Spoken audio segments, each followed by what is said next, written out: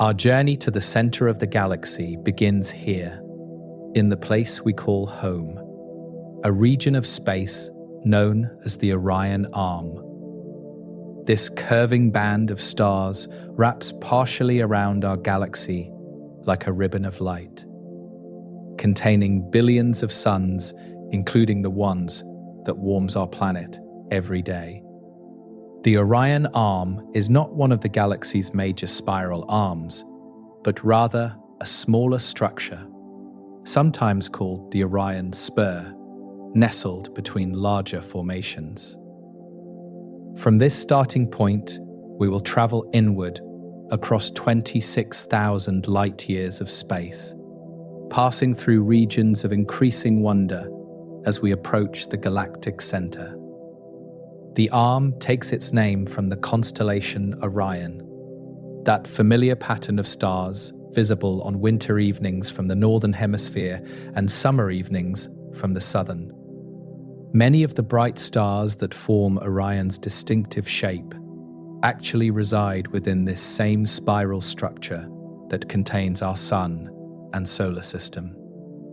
Betelgeuse, the reddish star marking the hunter's shoulder, belongs to our arm, as does brilliant blue Rigel at the opposite corner of the constellation's outline. These stars are our neighbors in a galactic sense, fellow members of the same curving stream of matter that we call home.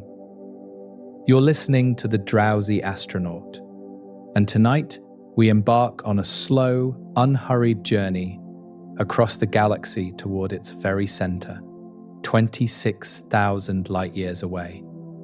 There is no rush on this voyage, no schedule to keep, no destination that demands we arrive by any particular time in the night ahead. We will travel through spiral arms and between them, through regions of increasing star density, toward the heart of everything that makes up our galactic home. If you are listening from bed, from a couch, from anywhere you have found comfort tonight, you are welcome to leave a comment sharing where this journey finds you. And if you're enjoying these slow journeys, a like or subscribe gently helps the channel grow and helps others find their way here too. The Orion Arm extends for roughly 10,000 light-years in length, a vast distance by any human measure, yet modest compared to the galaxy's full span of 100,000 light-years. The arm's width reaches about 3,500 light-years from one edge to the other, meaning we could travel for millennia at the speed of light and still remain within its boundaries. Our Sun sits towards the inner edge of this structure, closer to the galaxy's center than to the arm's outer boundary, where stars grow more sparse. This position gives us a view inward toward the denser regions we will soon explore on our journey tonight. The stars around us in the Orion Arm number in the billions, each one a sun in its own right, many likely hosting planets of their own, orbiting patiently through the ages. Some of these stars are young and hot, burning brilliant blue with the fierce energy of stellar youth and massive size that will not last long in cosmic terms. Others are old and cool, red dwarfs that have burned steadily for billions of years and will continue for billions more after our own sun has faded completely. The mix of stellar ages and types gives our arm a diverse character, a neighborhood of varied inhabitants sharing the same general region of galactic space.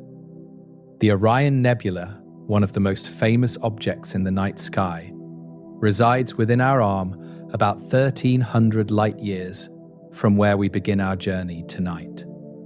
This glowing cloud of gas and dust serves as a stellar nursery, a place where new stars are being born right now as gravity pulls matter together into dense clumps that will eventually ignite. The nebula appears as a fuzzy patch to the unaided eye, visible in the Sword of Orion, hanging below the three belt stars on clear winter nights from northern latitudes. Through telescopes, it reveals intricate structures of gas, illuminated by the hot young stars that have recently emerged from its depths. The Pleiades star cluster also belongs to our arm, that beautiful grouping of blue stars, sometimes called the Seven Sisters, visible as a tiny dipper-shaped pattern in the constellation Taurus. These stars formed together from the same cloud of gas about 100 million years ago, still young by stellar standards, still traveling together through space as a family. The Pleiades lie about 440 light years from Earth, close neighbors in the context of our arm's 10,000 light-year length. Easy to see on autumn and winter evenings. Ancient cultures around the world noticed this cluster and wove stories about it, recognizing something special in that tight gathering of blue-white lights. Our local region within the arm has its own character, a relatively empty zone called the local bubble that surrounds our solar system for hundreds of light years. This bubble formed when massive stars exploded as supernovae millions of years ago, their blast waves pushing aside the gas and dust that once filled this space more densely. The result is a cavity in the interstellar medium, a region where the material between stars is thinner than average, allowing us clearer views in certain directions. We float within this bubble like a ship in a calm harbor, the denser waters of the interstellar medium lying beyond our immediate vicinity. The Sun orbits the galactic center, along with all the other stars in our arm, completing one full circuit every 225 to 250 million years in a journey called a galactic year. This means our solar system has completed perhaps 20 orbits since it formed 4.5 billion years ago, 20 trips around the entire galaxy during Earth's existence. The last time we were at this position in our orbit, dinosaurs had not yet appeared on Earth, the age of reptiles just beginning to unfold across our planet's surface. By the time we complete our next orbit, our Sun will have noticeably aged, moving closer to the later stages of its stellar life cycle. The motion of stars within spiral arms is more complex than simple orbital paths around the galactic center would suggest on their own. Stars actually pass through spiral arms rather than staying permanently within them, like cars passing through traffic waves on a highway.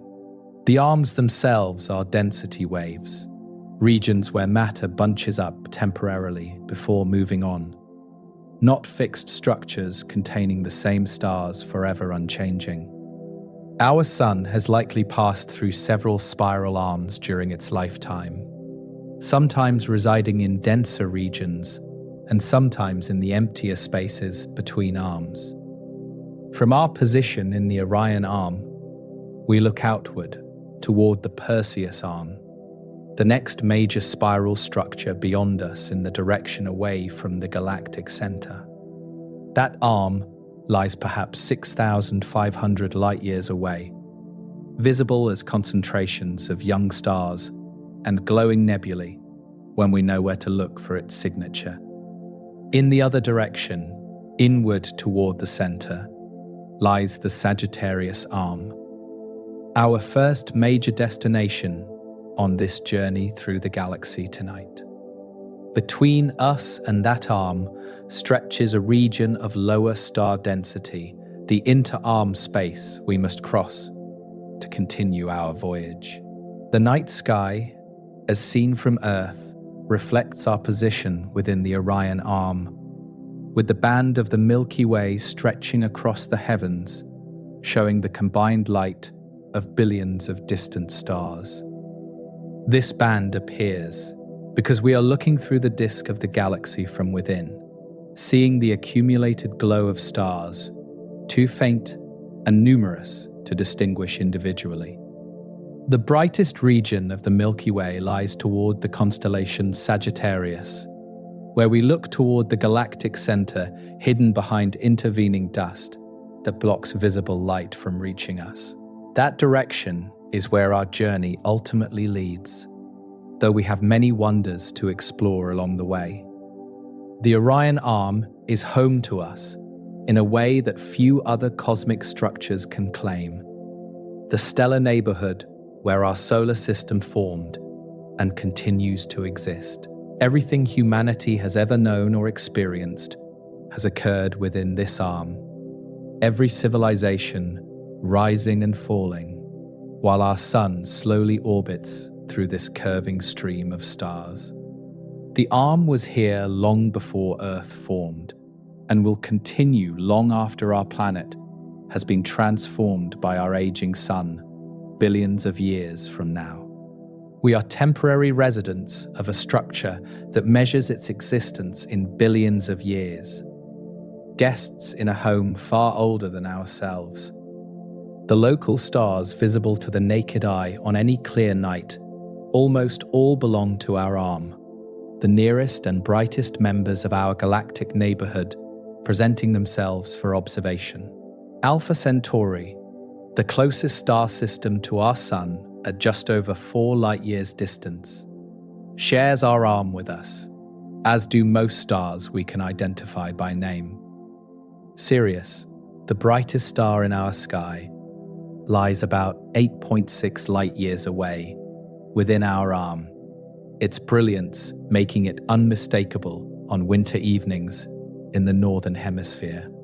These familiar stars are our closest companions on the galactic scale, fellow travelers in the Orion structure. The space between individual stars within our arm remains vast, despite the arm's relative density compared to the regions between spiral arms.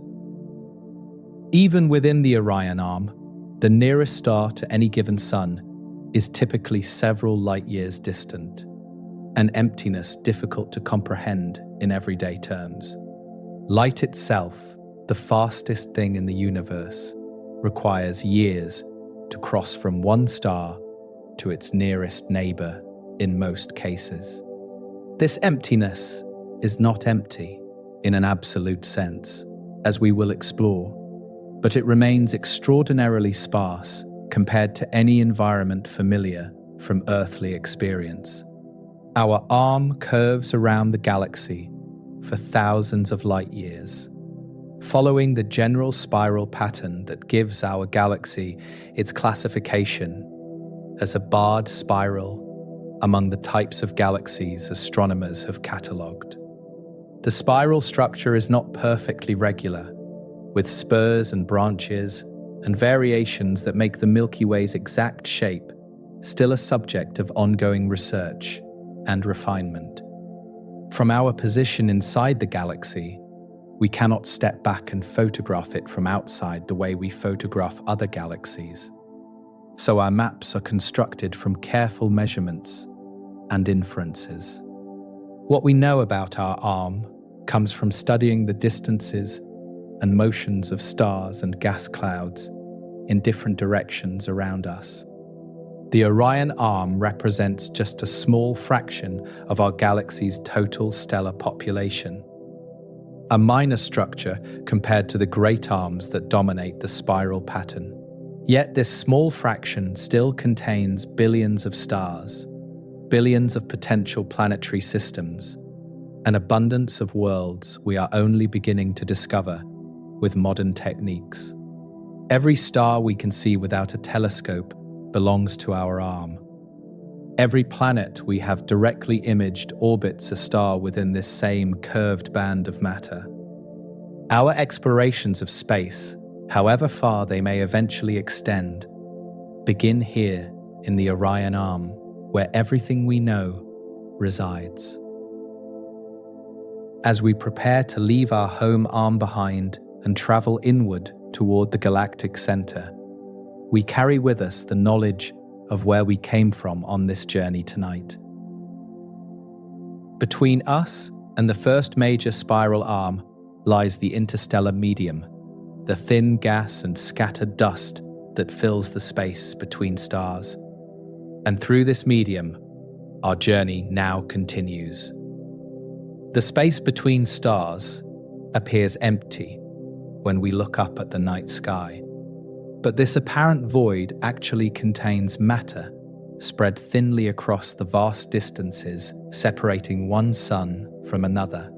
This material is called the interstellar medium, and traveling through it on our journey toward the galactic center reveals a hidden richness that the naked eye cannot detect. The medium consists primarily of gas and dust, distributed so sparsely that it makes the best laboratory vacuum on Earth seem crowded by comparison. Yet, over the immense distances we will travel, even this incredibly thin material adds up to substantial amounts of matter, blocking our view and shaping our path.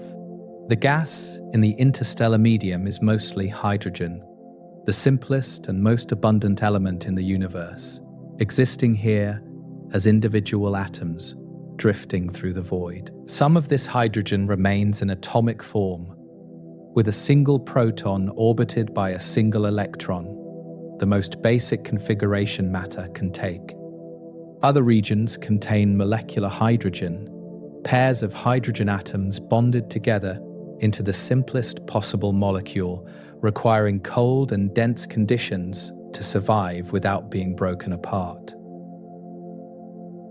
About 10% of the gas by mass consists of helium, the second lightest element, with trace amounts of heavier elements mixed throughout.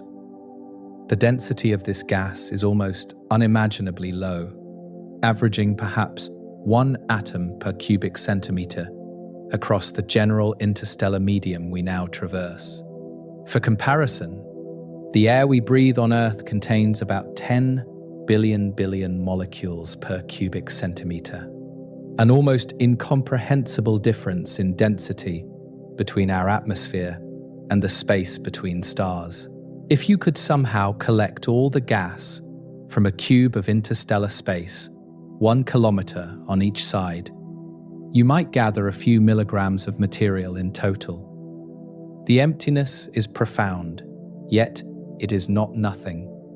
And over 26,000 light years, this sparse material has consequences for our journey. Dust particles accompany the gas, tiny grains of carbon and silicates and ice-coated compounds expelled from dying stars and distributed throughout the galaxy. These dust grains are incredibly small, typically just a fraction of a micrometer in size, far tinier than any grain of sand or speck of household dust. Each individual grain is essentially invisible and inconsequential, contributing almost nothing to the total mass of the interstellar medium on its own. But collectively, across the thousands of light years between us and the galactic center, this dust creates a veil that blocks nearly all visible light from reaching our telescopes. The dust is why we cannot see the galactic center with our eyes, or with optical telescopes that detect the same kind of light our eyes perceive. About 99.9% of visible light from the center is absorbed by dust before it can reach us, rendering the heart of our galaxy invisible in ordinary light.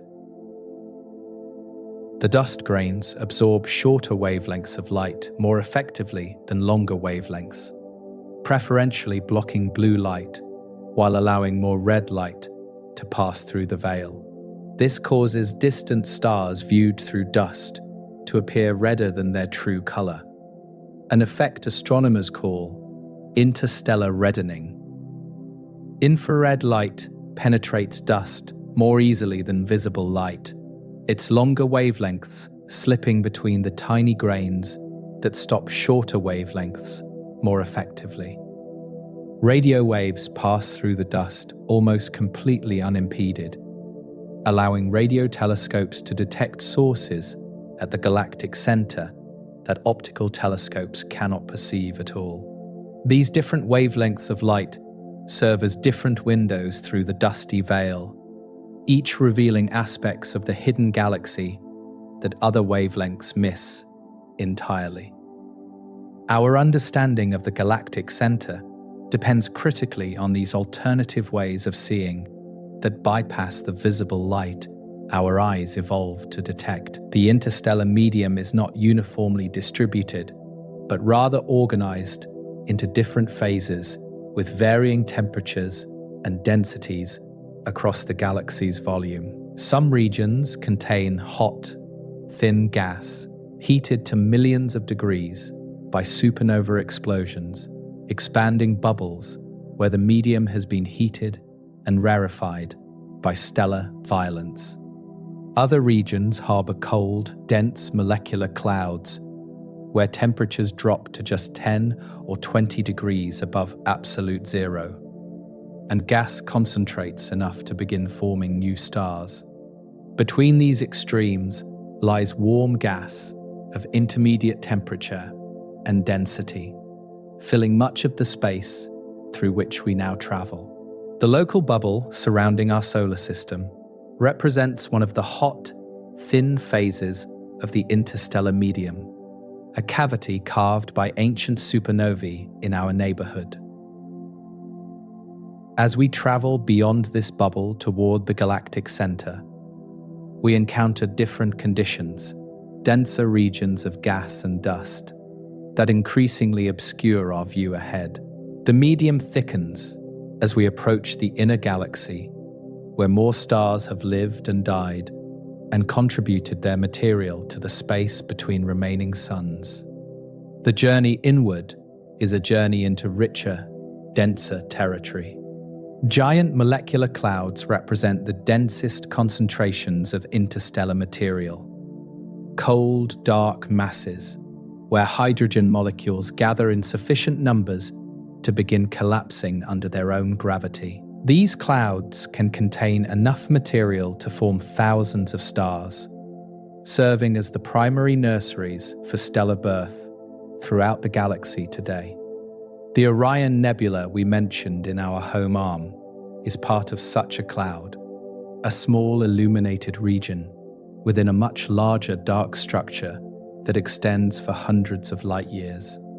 We will pass other molecular clouds on our journey, dark shapes blocking the stars behind them, pregnant with future generations of suns.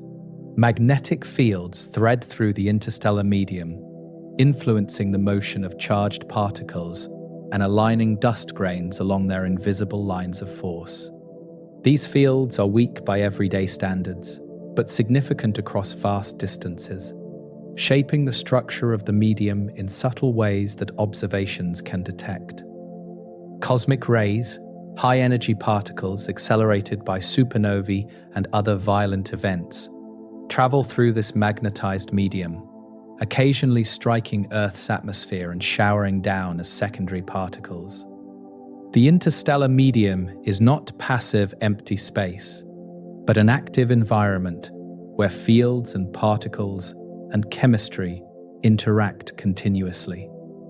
The chemistry of the interstellar medium is surprisingly complex, given its extremely low density and harsh conditions far from any star's warmth. Over 100 different molecules have been detected in interstellar space, including water, carbon monoxide, ammonia, and even simple organic compounds like methanol and formaldehyde.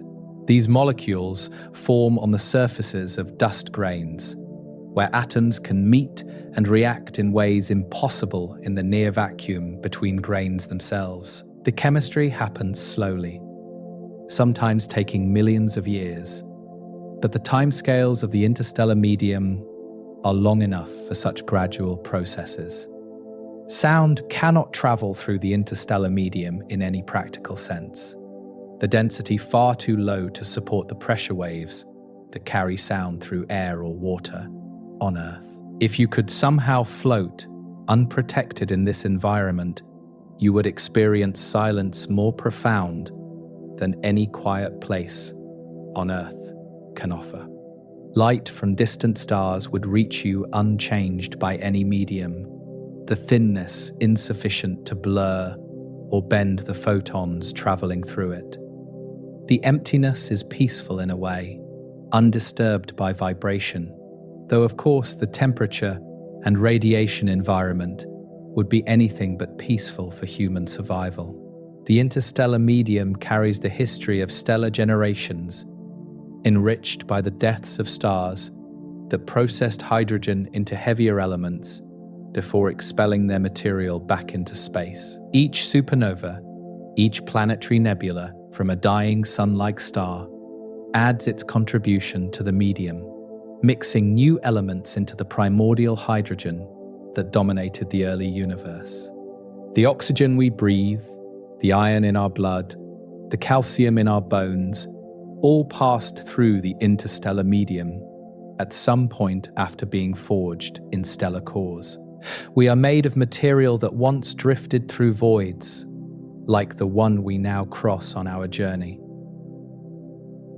As we travel through the interstellar medium toward the Sagittarius Arm, the first major spiral structure between us and the galactic center, conditions gradually change. The density of gas and dust fluctuates, sometimes thickening into cloudlets, sometimes thinning to the barest trace of material diffused through vast volumes of space. We are crossing the inter-arm region, the valley between spiral ridges, where star density drops and the galaxy's structure becomes less defined. Ahead, the Sagittarius Arm awaits, a river of stars marking our first major waypoint on the long journey inward. The interstellar medium defines the environment through which all our journeying must occur. The sea in which stars swim throughout the galaxy, like islands of fire in an ocean of near emptiness. No voyage between stars can avoid this medium. No spacecraft can travel without passing through its sparse contents, distributed across every light year of the journey. For our imagined travel toward the galactic center, we pass through trillions upon trillions of atoms, each one a brief encounter before the next. The medium, our constant companion, even in its extreme thinness. The emptiness is not quite empty, and that small distinction matters.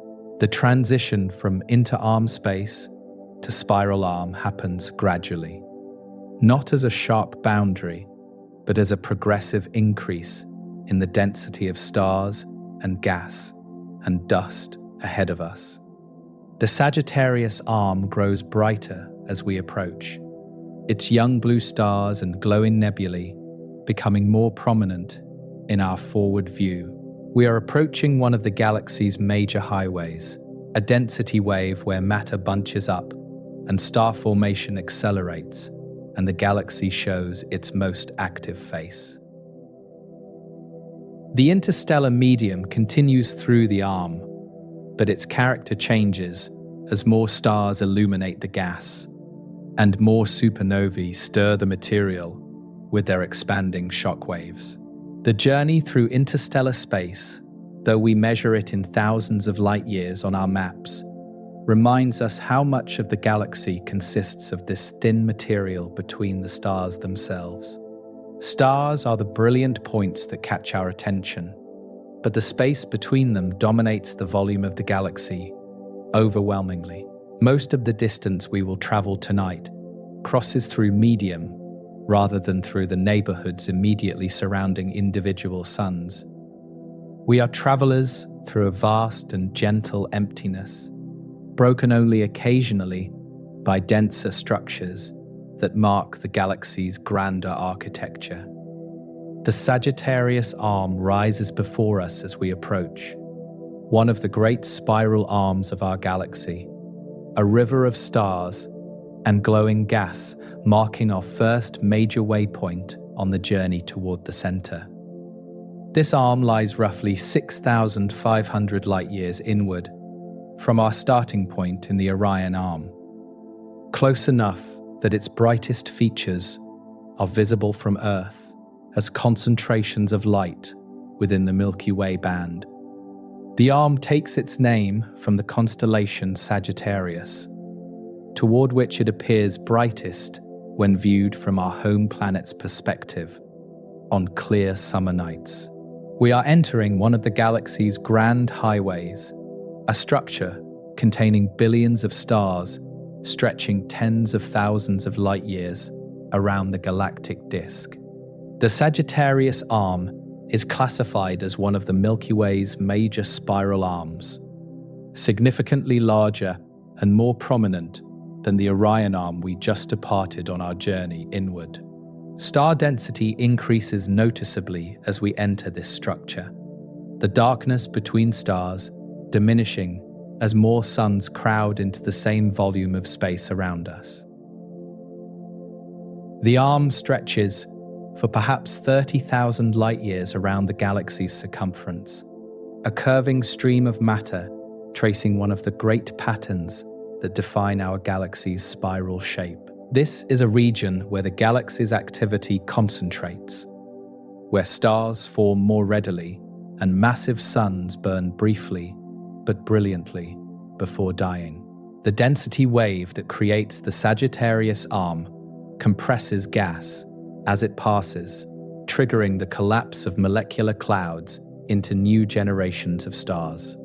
This compression happens as material orbiting the galaxy encounters the slower moving density pattern and temporarily bunches up before passing through and spreading out again. The result is a concentration of young stars along the arm's length, hot blue suns that formed recently from compressed gas and have not yet had time to drift away from their birthplaces. These young stars illuminate the arm's gas clouds, creating the glowing nebulae that mark spiral arms as regions of active star formation throughout the universe.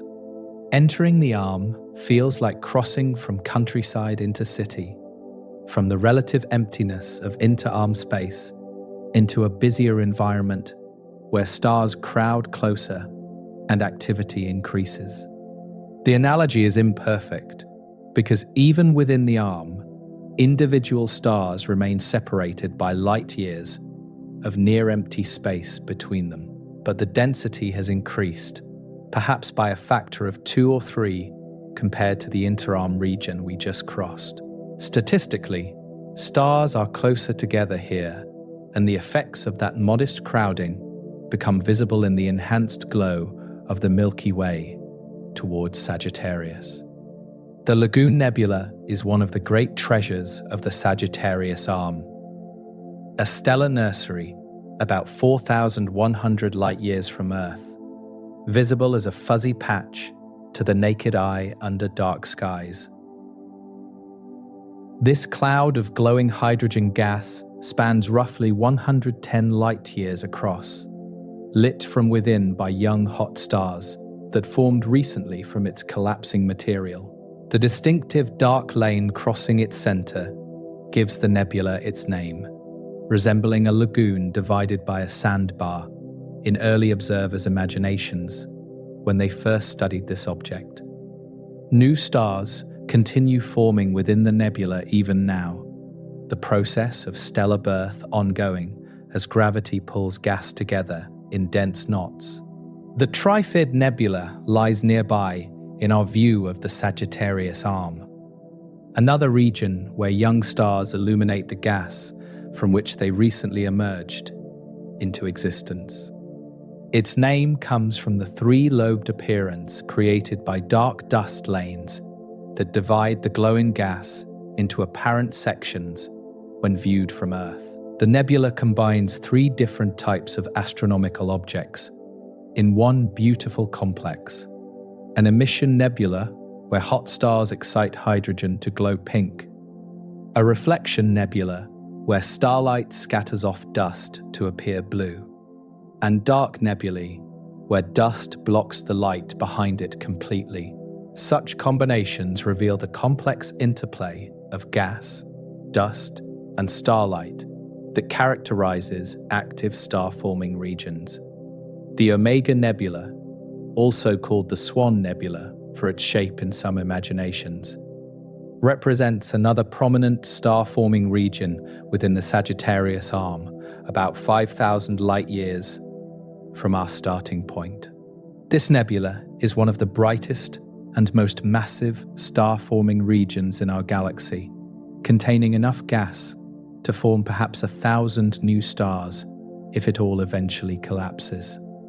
The intense ultraviolet radiation from recently formed hot stars illuminates the gas, creating vivid pink and red hues in images captured by telescopes.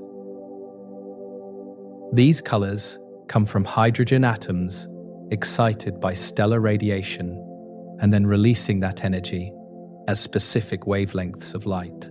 The Eagle Nebula, with its famous pillars of creation, also resides within the Sagittarius Arm, about 7,000 light-years from Earth in the direction we are traveling tonight.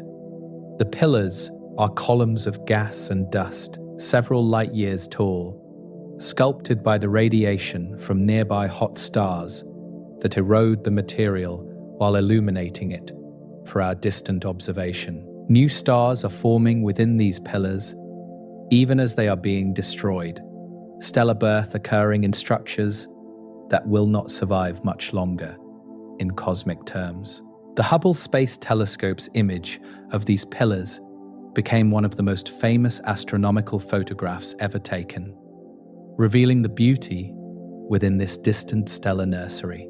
The concentration of such nebulae within the Sagittarius Arm demonstrates how spiral arms serve as the galaxy's primary sites of star formation in the present era. Gas compresses as it enters the density wave. Clouds collapse, stars form, and massive young suns illuminate their surroundings before dying after just millions of years. The cycle repeats continuously along the arm's length. New generations of stars emerging as older generations fade and die and return their material to the medium. We are traveling through a region of cosmic renewal, where the galaxy actively creates new suns from the raw material available. The stars in the Sagittarius Arm span all ages, not just the young blue giants that dominate its visual appearance in photographs and observations. Older stars pass through the arm as well, having entered from the interarm regions and temporarily joining the denser concentration before exiting the other side. The arm is not a permanent home for most of its stars, but rather a transient gathering, a traffic jam of stellar material that maintains its overall structure, even as individual members come and go. Our own sun has probably passed through this arm multiple times during its 4.5 billion-year lifetime, visiting the denser regions periodically. The chemical composition of stars in the Sagittarius Arm differs slightly from those in the outer regions of the galaxy, where we began our journey tonight. Stars closer to the galactic center tend to have higher concentrations of heavy elements, what astronomers call metals, accumulated from more generations of stellar processing over the galaxy's history. Each generation of stars creates heavy elements through nuclear fusion and supernova explosions, enriching the interstellar medium for future stellar generations. The inner galaxy has experienced more of this enrichment, giving its stars a different chemical signature than those in the outer reaches. The gravitational dynamics within the arm differ from the interarm regions as well, with the increased density of matter creating a stronger local gravitational influence on orbiting material. Stars passing through the arm experience slight perturbations to their orbits, their paths bent subtly by the enhanced mass concentration before returning to normal as they exit. These effects are small for any individual passage, but accumulate over billions of years of repeated arm crossings throughout a star's lifetime. The spiral arms shape the galaxy's stellar orbits through these gentle gravitational nudges applied over cosmic timescales. Looking back from within the Sagittarius Arm, our home in the Orion Arm would appear as a fainter concentration of stars in the distance, the smaller spur less prominent than the major arm we now traverse. The perspective changes as we travel, our home region receding while the inner galaxy grows brighter and more crowded ahead of us on the journey. Each major structure we cross alters our view, placing more stars and dust between us and our starting point, with every light year traveled inward.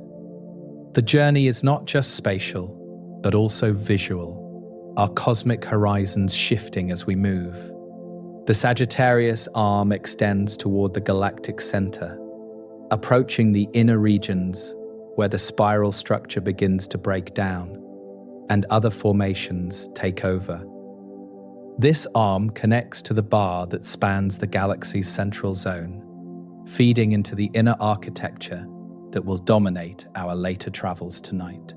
We follow the arm inward for thousands of light years, passing through its nebulae and star clouds, before the environment transitions to something different ahead. The galaxy's structure changes as we approach the center, and the Sagittarius Arm represents one of the last major spiral features before that transition. Crossing the full width of the Sagittarius Arm takes us through perhaps 10,000 light years of denser stellar territory compared to the inter-arm regions. This crossing brings us significantly closer to the galactic center, roughly a quarter of our total journey completed as we emerge from the arm's far edge. Ahead lies another inter-arm region, another crossing of relatively sparse territory before the next major structure appears on our journey inward. The galaxy's spiral pattern organizes our trip into these alternating zones of density, arm after arm with valleys between. The light from the Sagittarius Arm has been traveling for thousands of years to reach observers on Earth, each photon beginning its journey long before modern astronomy existed. When we observe these nebulae tonight, we see them as they were when the light left, not as they exist at this present moment in cosmic time. The Lagoon Nebula we see is the Lagoon Nebula of 4,000 years ago, already ancient history by human standards, but just moments in the nebula's own long existence. This light delay becomes increasingly significant as we journey toward the center, where the delay stretches to 26,000 years. The Sagittarius Arm serves as more than just a waypoint on our journey. It represents the type of environment where stars like our Sun most commonly form throughout the galaxy's disk. The conditions that gave birth to our solar system 4.5 billion years ago probably resembled those we now observe within this arm's nebulae. Gas compressed, clouds collapsed, a disk formed, planets coalesced, and eventually Earth emerged to host the life now contemplating its own origins. We travel through the kind of place that made us possible. Beyond the Sagittarius Arm, the galaxy continues to change as we travel deeper toward the center, the environment gradually transforming from what we knew in the outer regions where we began our journey. Star density increases steadily as we move inward, the spaces between suns growing smaller on average with each 1,000 light years we cross into the galactic interior. The chemical composition of stars shifts as well, with heavier elements becoming more common in the stellar populations of the inner galaxy compared to our home region. This is a different neighborhood than the one we left behind, shaped by more generations of stellar birth and death over the galaxy's long history. The interarm region we now cross separates the Sagittarius Arm from the next major structure inward, a valley of lower density before the peaks of the spiral pattern rise again ahead. This valley is not empty by any means, still containing billions of stars and clouds of interstellar material distributed throughout its volume. But the concentration is lower than within the arms themselves. The sky darker between us and the structures we approach on the next stage of our journey inward. We are passing through one of the galaxy's quieter zones, a respite between the busier highways of the spiral arms. The gravitational pull of the galactic center grows stronger as we approach, though we are still too far away to feel its dominance over local stellar motions directly. Stars in this region orbit the center faster than those in the outer galaxy, completing their circuits in less time despite having shorter distances to travel. Orbital velocity increases toward the center in ways that reveal the distribution of mass throughout the galaxy, a tool astronomers use to map structures we cannot see directly. The invisible hand of gravity shapes everything here, pulling all the galaxy's contents into their endless circling dance. Looking back toward our starting point, the Orion Arm has faded into the distance. One more concentration of light among the complex glow of the outer galaxy behind us now. The Sagittarius Arm remains visible as well, but we are seeing it from a new angle, its structure appearing different from this interior perspective than it did when we entered. Ahead, the inner galaxy beckons with increasing brightness, more stars crowding into our forward view as the central regions approach. The journey has already brought us far from home in cosmic terms, though much farther still remains. The stellar populations in this region include many old stars, suns that formed billions of years ago and have been orbiting the galactic center ever since their birth in ancient times. These older stars tend toward the red end of the spectrum, cooler and fainter than the hot blue giants that mark the spiral arms with their brief, brilliant lives. Red giant stars, swollen and aged, appear more frequently here than in the outer regions, veterans of the galaxy's long history, still circling after eons of patient orbiting. The stellar neighborhood is aging as we travel inward, the population weighted toward older generations.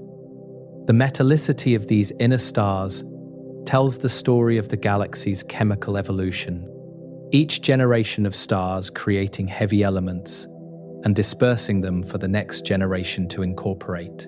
Stars born more recently, in this region, formed from gas already enriched by many previous stellar generations, giving them higher concentrations of elements heavier than hydrogen and helium. Our Sun, born in the outer galaxy where fewer generations had passed, contains less of these heavy elements than typical inner galaxy stars of the same age. The difference is subtle, but measurable, a fingerprint of birthplace, recorded in stellar composition.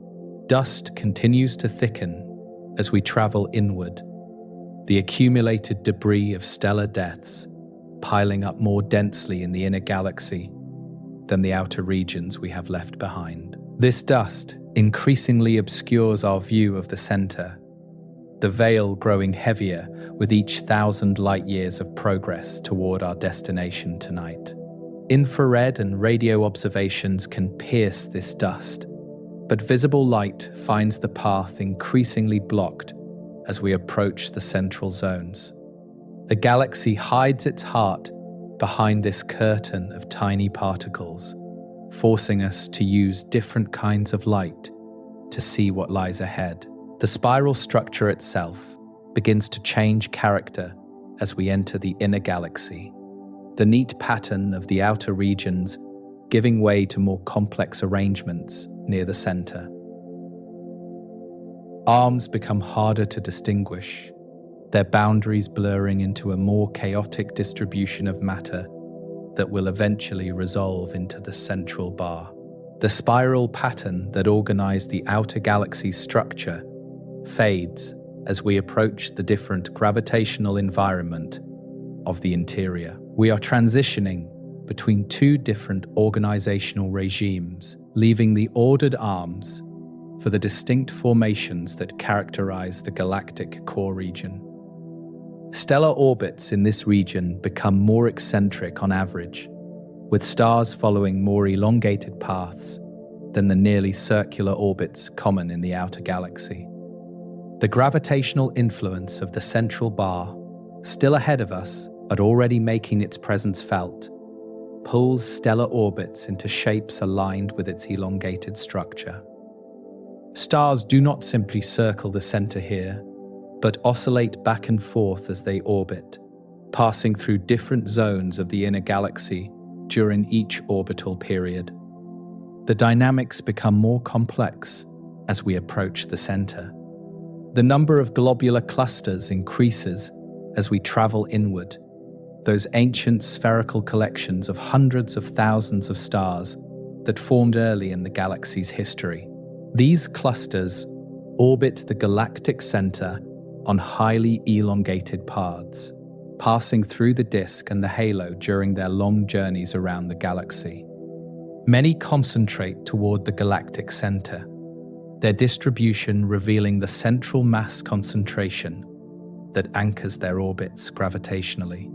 We might pass near one of these ancient stellar cities on our journey, a concentration of stars far denser than any region of the galaxy's disk. The interstellar medium in this region contains more energy than the outer galaxy's quieter zones, heated by more stellar activity and more supernovae per unit volume. The gas is warmer on average, its atoms moving faster, the conditions more turbulent than the relatively calm interarm regions of the outer disk we crossed earlier. Magnetic fields are stronger here as well, wound up by the galaxy's differential rotation and intensified by the higher density of ionized gas carrying electric currents. The environment grows more active as we approach the center. The X-ray sky brightens in the inner galaxy, emission from hot gas and energetic objects, more common in this densely populated region than in the outer zones we have traveled through. Sources of high-energy radiation appear more frequently, the crowded conditions generating more of the violent interactions that produce X-rays and gamma rays. These invisible wavelengths of light reveal an inner galaxy more violent and dynamic than the relatively peaceful outer regions where our sun resides. We are approaching more energetic territory. Star formation continues in the inner galaxy, despite the older average age of the stellar population, with gas still collapsing into new suns in various locations throughout the region. The rate of formation may be lower than in the outer spiral arms, but it has not ceased entirely in these ancient zones. New stars emerge from molecular clouds here, as they do throughout the galaxy, continuing the cycle of stellar birth that has replenished the galactic population for over 13 billion years. The galaxy remains alive with creation, even in its oldest neighborhoods. Looking ahead, the next major structure on our journey begins to emerge from the general glow of the inner galaxy, the Scutum-Centaurus Arm, approaching as we continue our inward travel. This arm represents one of the two dominant spiral arms of the Milky Way, a massive river of stars containing perhaps 20% of all the galaxy's visible matter. Crossing this arm will bring us significantly closer to the center, into the transition zone where spiral structure gives way to the central bar. The galaxy's largest spiral arm awaits our passage. The journey so far has covered perhaps half the distance to the center, carrying us from our home in the Orion Arm, through the interstellar medium, and across the Sagittarius Arm into the inner galaxy. Each stage has brought changes in the environment, increasing density and aging populations, and thickening dust progressively. The next stage will bring even more dramatic changes as we approach the central regions where the galaxy's character transforms fundamentally. We continue inward through the night. The Scutum-Centaurus arm rises before us as we approach, one of the two largest and most prominent spiral arms in the entire Milky Way galaxy. This massive structure contains perhaps 20% of all the galaxy's visible matter, concentrated along its curving length, a river of stars stretching tens of thousands of light years around the galactic disk. The arm takes its name from the constellations Scutum and Centaurus, where it appears from Earth's perspective in the night sky of the southern hemisphere. We are approaching the largest spiral arm we will cross on our journey, a structure that dwarfs the Orion Arm where we began. The Scutum-Centaurus Arm lies approximately 10,000 to 15,000 light-years from the galactic center, placing it in the inner galaxy, where conditions differ significantly from the outer regions we have traveled through until now. Star density within this arm exceeds anything we have yet encountered. The concentration of matter in this dominant spiral feature, impressive even compared to the Sagittarius Arm we crossed earlier in our journey. The arm stretches for roughly 20,000 light-years around the galaxy, a significant fraction of the galaxy's total circumference, wrapped in this single structure. This is one of the galaxy's great highways. Entering the Scutum-Centaurus Arm, the sky ahead brightens considerably as we encounter the dense stellar population that characterizes this major spiral feature. Young hot stars illuminate the arm's gas clouds, as they do in other spiral arms, but the sheer number of such stars here creates a richer, more luminous environment than we have passed through before tonight. The arm's width spans several thousand light-years from edge to edge, meaning we will travel a significant distance through its enhanced density before emerging into the transition zone beyond. This crossing represents a major milestone on our journey toward the center. The arm contains numerous massive star-forming regions where new suns emerge from collapsing gas clouds in the ongoing cycle of stellar birth that populates the galaxy. One such region, W43, lies near the inner edge of the arm about 20,000 light-years from Earth and represents one of the most active sites of star formation in the entire galaxy today. This region alone contains enough gas to form perhaps thousands of new stars, its clouds dense and actively collapsing under gravity's relentless pull. Such regions mark the Scutum-Centaurus Arm as a place of intense stellar activity. Giant molecular clouds fill portions of the arm, cold, dark masses where temperatures drop to just a few degrees above absolute zero, and hydrogen exists in molecular form, shielded from the starlight that would break the fragile molecules apart. These clouds can span hundreds of light-years and contain millions of times the sun's mass in raw material for future star formation over millions of years to come. The dust within these clouds blocks visible light completely, creating dark patches against the background glow of more distant stars behind them. We pass through or around such clouds as we traverse, The arm.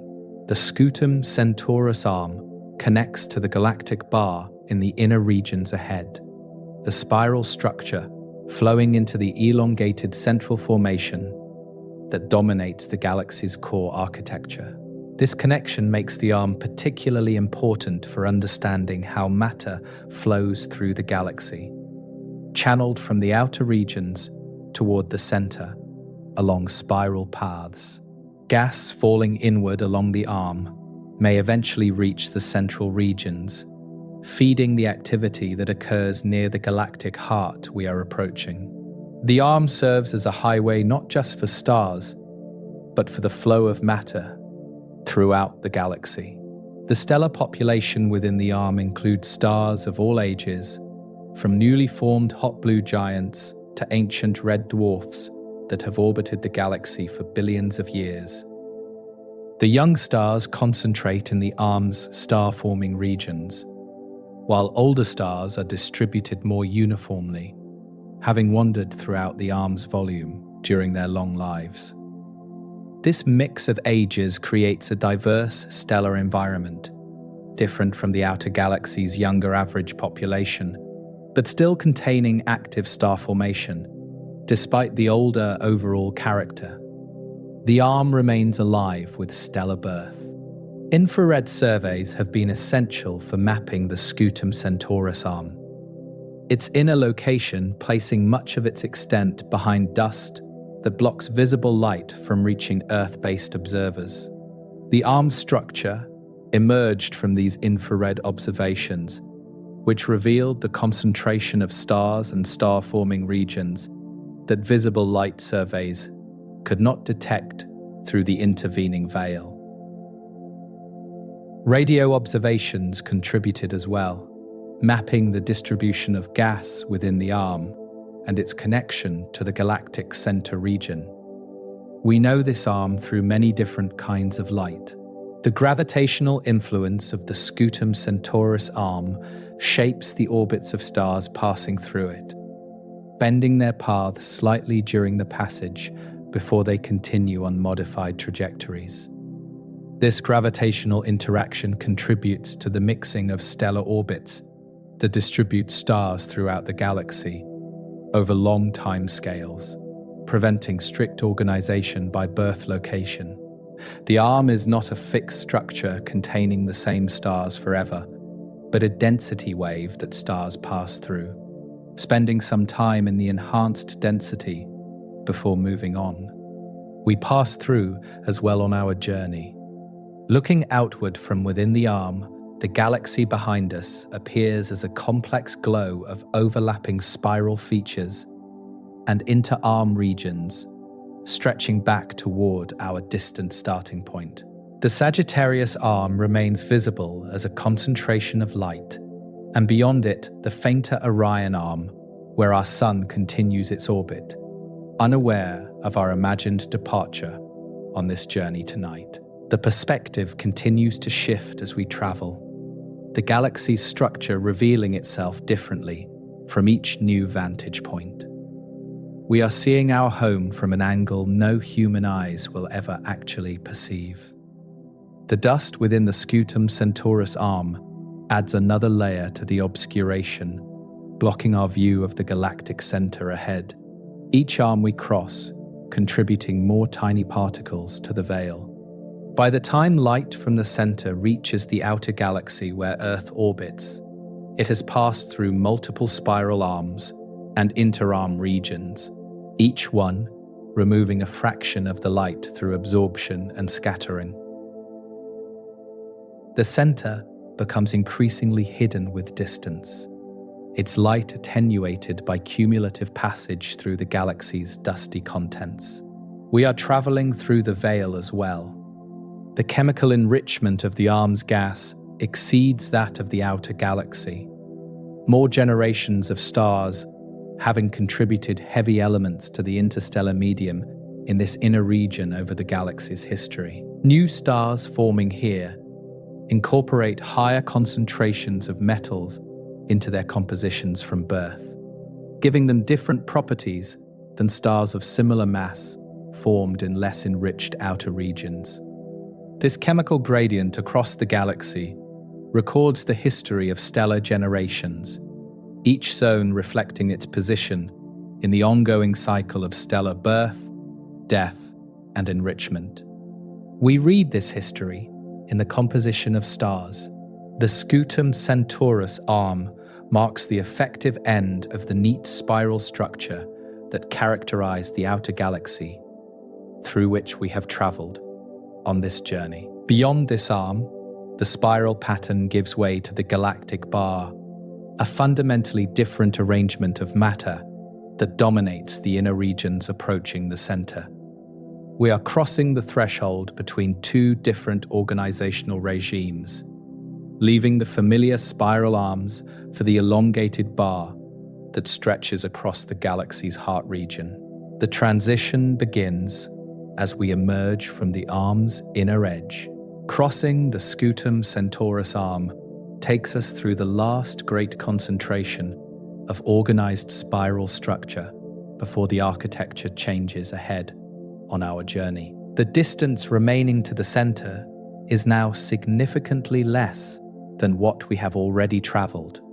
The halfway point long passed as we approach the inner zones. The sky ahead brightens further, the concentration of stars increasing as we enter the region where the galactic bar begins to dominate the structure. We are approaching the galaxy's interior. The arm itself will continue without us, stretching around the galaxy for tens of thousands of light years, forming new stars, passing older stars through its density enhancement, contributing to the galaxy's spiral beauty that observers in distant galaxies might admire if they turned their telescopes toward the Milky Way from far across the universe.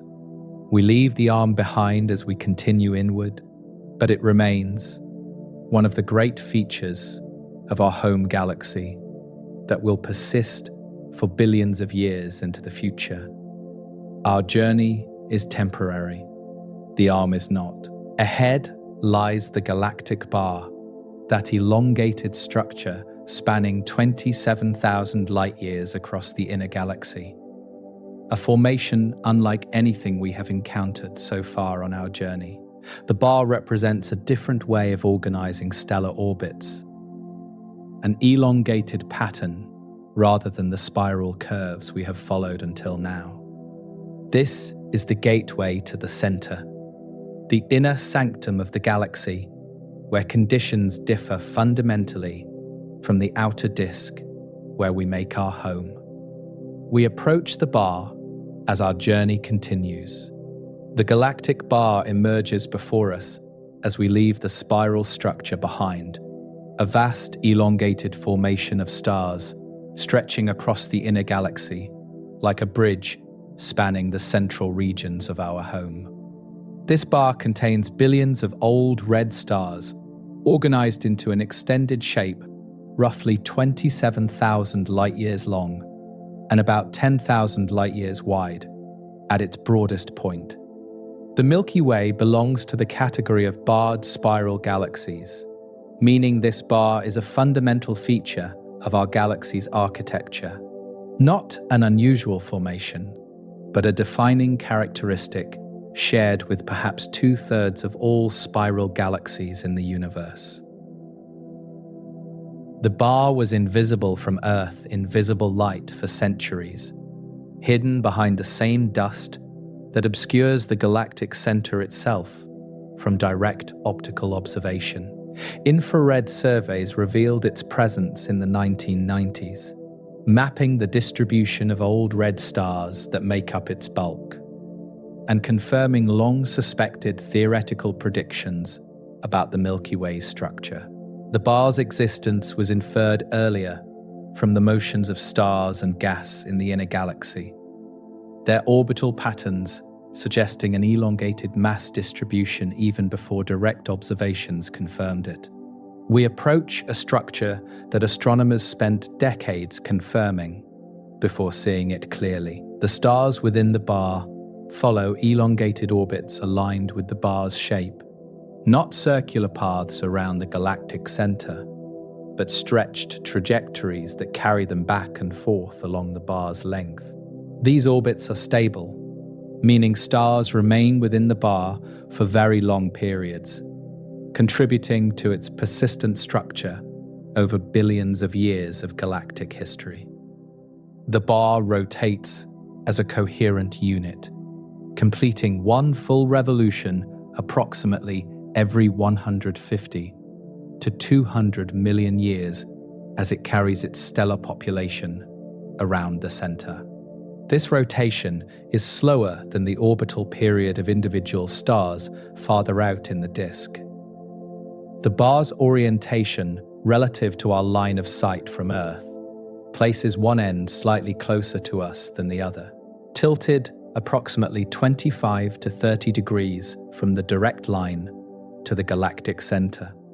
This tilt affects how we observe the bar, making one side appear slightly brighter and closer than the opposite end from our vantage point in the outer disk. The near end points roughly toward the constellation Sagittarius, while the far end lies behind the center, as seen from Earth, obscured by both distance and the central dust concentration. We are approaching the structure at an angle. Entering the bar region, the sky transforms as the spiral arm structure fades behind us, and the bar's elongated stellar distribution dominates the environment ahead. Stars here are predominantly old, their reddish colors reflecting billions of years of aging since their formation early in the galaxy's history. Hot blue young stars are rare within the bar itself, though star formation occurs at certain locations where gas accumulates under the bar's gravitational influence. The population has a distinctly mature character compared to the younger mix within the spiral arms we left behind. The bar helps organize the flow of gas throughout the inner galaxy, its gravitational influence channeling material inward toward the central regions where it may fuel various forms of activity. Gas clouds encountering the bar lose angular momentum through gravitational interactions, falling inward toward the center rather than maintaining stable circular orbits at fixed distances. This inward flow may feed the supermassive black hole at the galaxy's heart, though much of the gas forms stars or disperses before reaching the very center itself. The bar serves as a gravitational funnel. The origin of the bar lies in the gravitational instabilities that develop naturally in rotating disk galaxies over time, perturbations that grow into elongated patterns if conditions favor their development. The Milky Way's bar probably formed several billion years ago, though exactly when remains uncertain, the result of internal dynamical processes that reorganize the inner stellar distribution. Once formed, bars tend to persist for very long periods, maintaining their structure through the self-consistent orbits of their member stars. Our galaxy's bar is likely a permanent feature that will remain as long as the Milky Way maintains its current general structure. The bar's rotation relative to the disk creates interesting dynamical effects at its ends, where the bar's pattern connects to the spiral arms of the outer galaxy. The spiral arms may be driven partly by the bar's gravitational influence. Density waves launched from the bar's ends and propagating outward through the disk. The connection between bar and arms creates a coherent structure spanning much of the galaxy's visible disk, organizing matter from the center outward to the distant reaches we call home. We have been traveling along these connected structures throughout our journey. The stellar density within the bar exceeds the outer disk significantly, though not as dramatically as the central bulge we will enter shortly on our continuing journey. Stars are closer together on average here than anywhere we have traveled before, the neighborhood growing more crowded as we penetrate deeper into the inner galaxy. Yet even here, individual stars remain separated by light years of space, the crowding relative rather than absolute by everyday standards. The distances between suns are shrinking but remain vast. The interstellar medium within the bar has been swept clean in many regions, the gas falling inward under the bar's gravitational influence, or forming stars that have consumed the available material locally. This relative lack of gas contributes to the low star formation rate within the bar itself, compared to the spiral arms, where fresh gas continues to compress and collapse regularly. The bar is an evolved environment in this sense. Its gas largely processed or relocated, its stellar population aging without significant renewal. We are traveling through mature territory.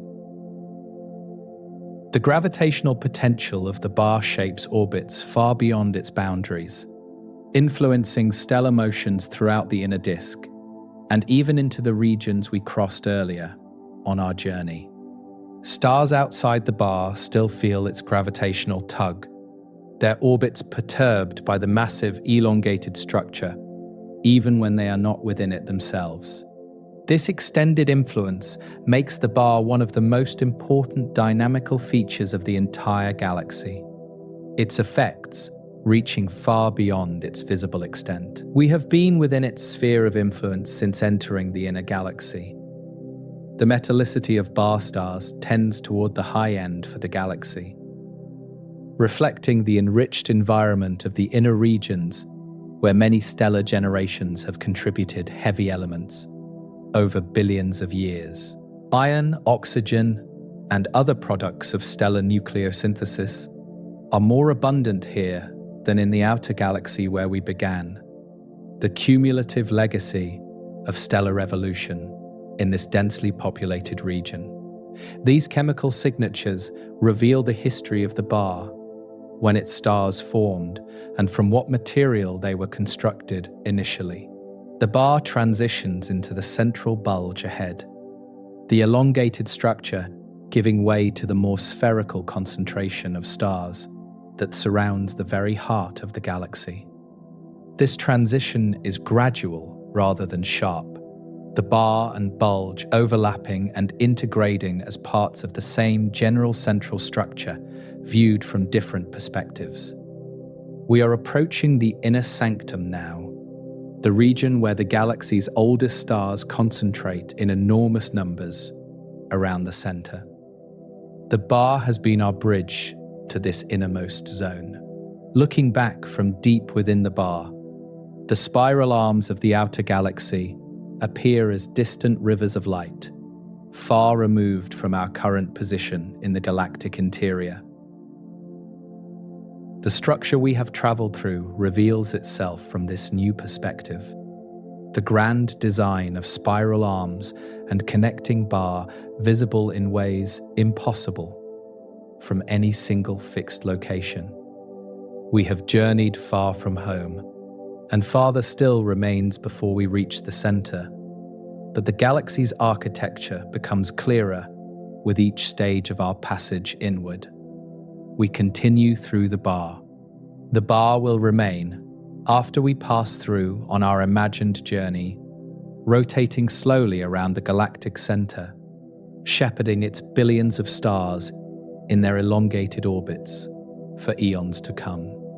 This structure has existed for billions of years already and will likely persist for billions more.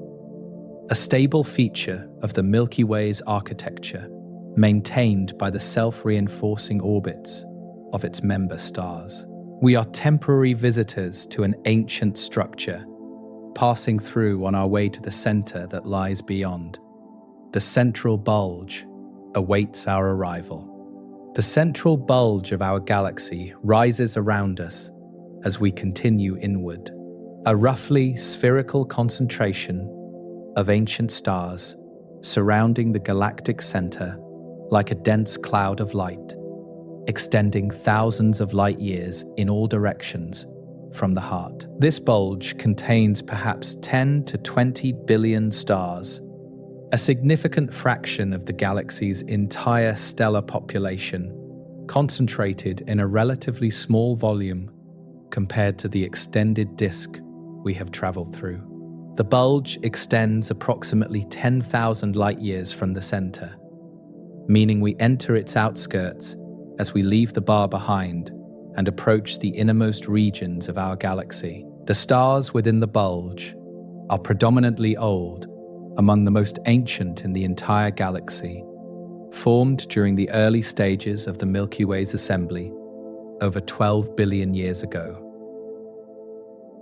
Their reddish colors reflect this great age, the blue-white brilliance of youth long since faded to the cooler temperatures of stellar maturity and old age.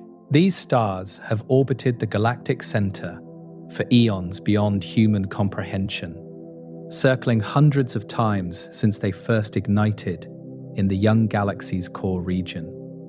We are entering a stellar neighborhood older than our solar system by many billions of years. The density of stars within the bulge exceeds anything we have encountered so far on our journey, with approximately 100 stars per cubic light year, compared to the roughly 0.004 stars per cubic light year in our home neighborhood. This represents a concentration about 25,000 times greater than what we left behind in the Orion Arm, an almost unimaginable crowding from our perspective in the sparse outer disk. If we lived within the bulge, the night sky would contain thousands of stars visible to the naked eye, instead of the few thousand visible from Earth. The sky here blazes with starlight, no direction offering the true darkness familiar from outer galaxy perspectives, where gaps between stars dominate the visual field at night. Looking upward would reveal countless suns. Looking downward, countless more. The entire sphere of the sky filled with stellar points of light in every direction, without exception. The concept of constellation patterns would be meaningless here. Too many stars visible to organize into recognizable shapes, against any darker background that simply does not exist. This is a realm of light. The bulge is not perfectly spherical, but somewhat flattened and elongated, its shape influenced by the bar that penetrates through it and by the rotation of the galaxy as a whole. Viewed from outside, the bulge would appear as a bright central concentration within the galaxy's disk, the thickened middle of the thin stellar pancake that characterizes spiral galaxies generally. The bulge represents a distinct component of the galaxy, dynamically and chemically different from the disk and halo that surround it, with its own formation history and properties. The chemical composition of bulge stars reveals their ancient origins, though with some surprising complexity that astronomers continue to investigate and debate about the bulge's exact formation history. Many bulge stars have high metallicity, meaning they contain significant amounts of elements heavier than hydrogen and helium, somewhat unexpected for the oldest stellar population. This enrichment suggests rapid star formation and chemical enrichment in the early bulge, perhaps through intense bursts of stellar birth that quickly produced heavy elements. The chemistry tells a story of violent early activity. Star formation still occurs within the bulge, though at rates much lower than in the spiral arms, where fresh gas continuously fuels the birth of new generations of stars. Small amounts of gas remain within the bulge, enough to occasionally collapse and form new stars, even in this ancient environment dominated by old stellar populations.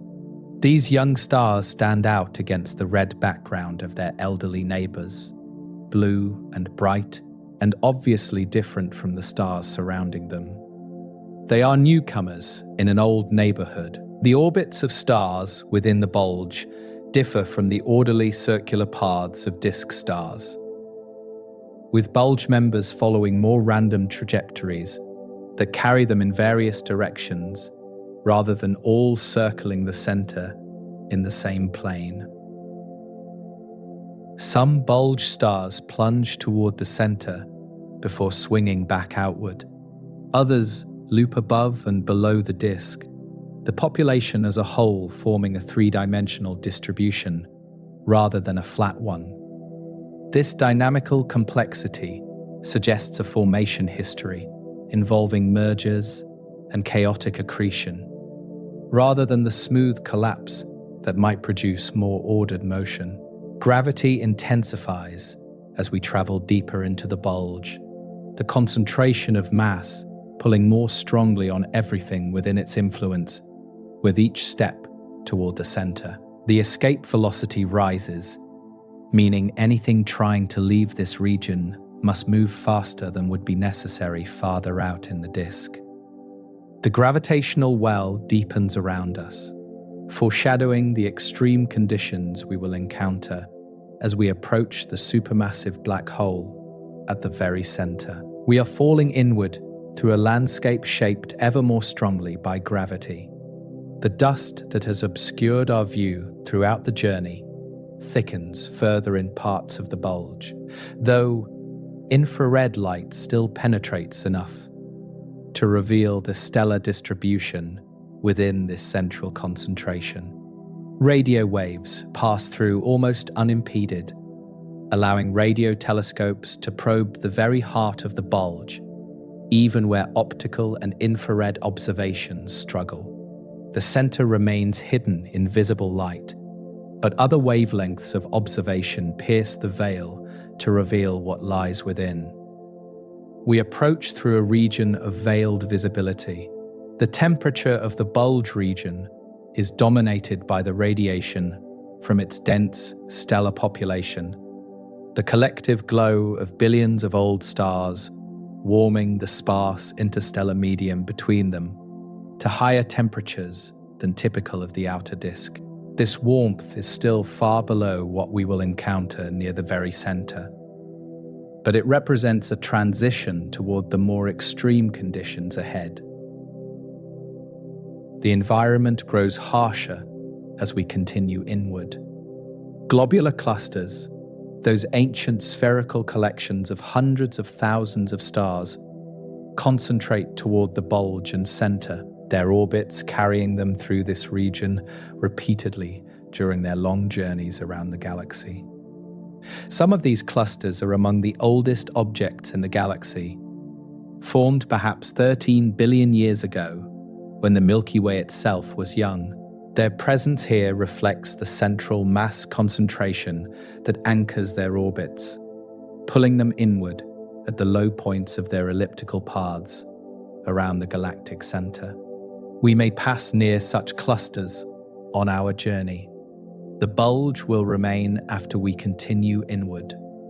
Its billions of ancient stars circling the center as they have for eons and will for eons more until the galaxy itself transforms through merger or some other cosmic event. These stars were old when our sun was young, ancient when Earth formed, unimaginably ancient from any human perspective on time. They represent the galaxy's history written in stellar populations, witnesses to everything that has occurred in the Milky Way since its earliest ages. We pass through their realm.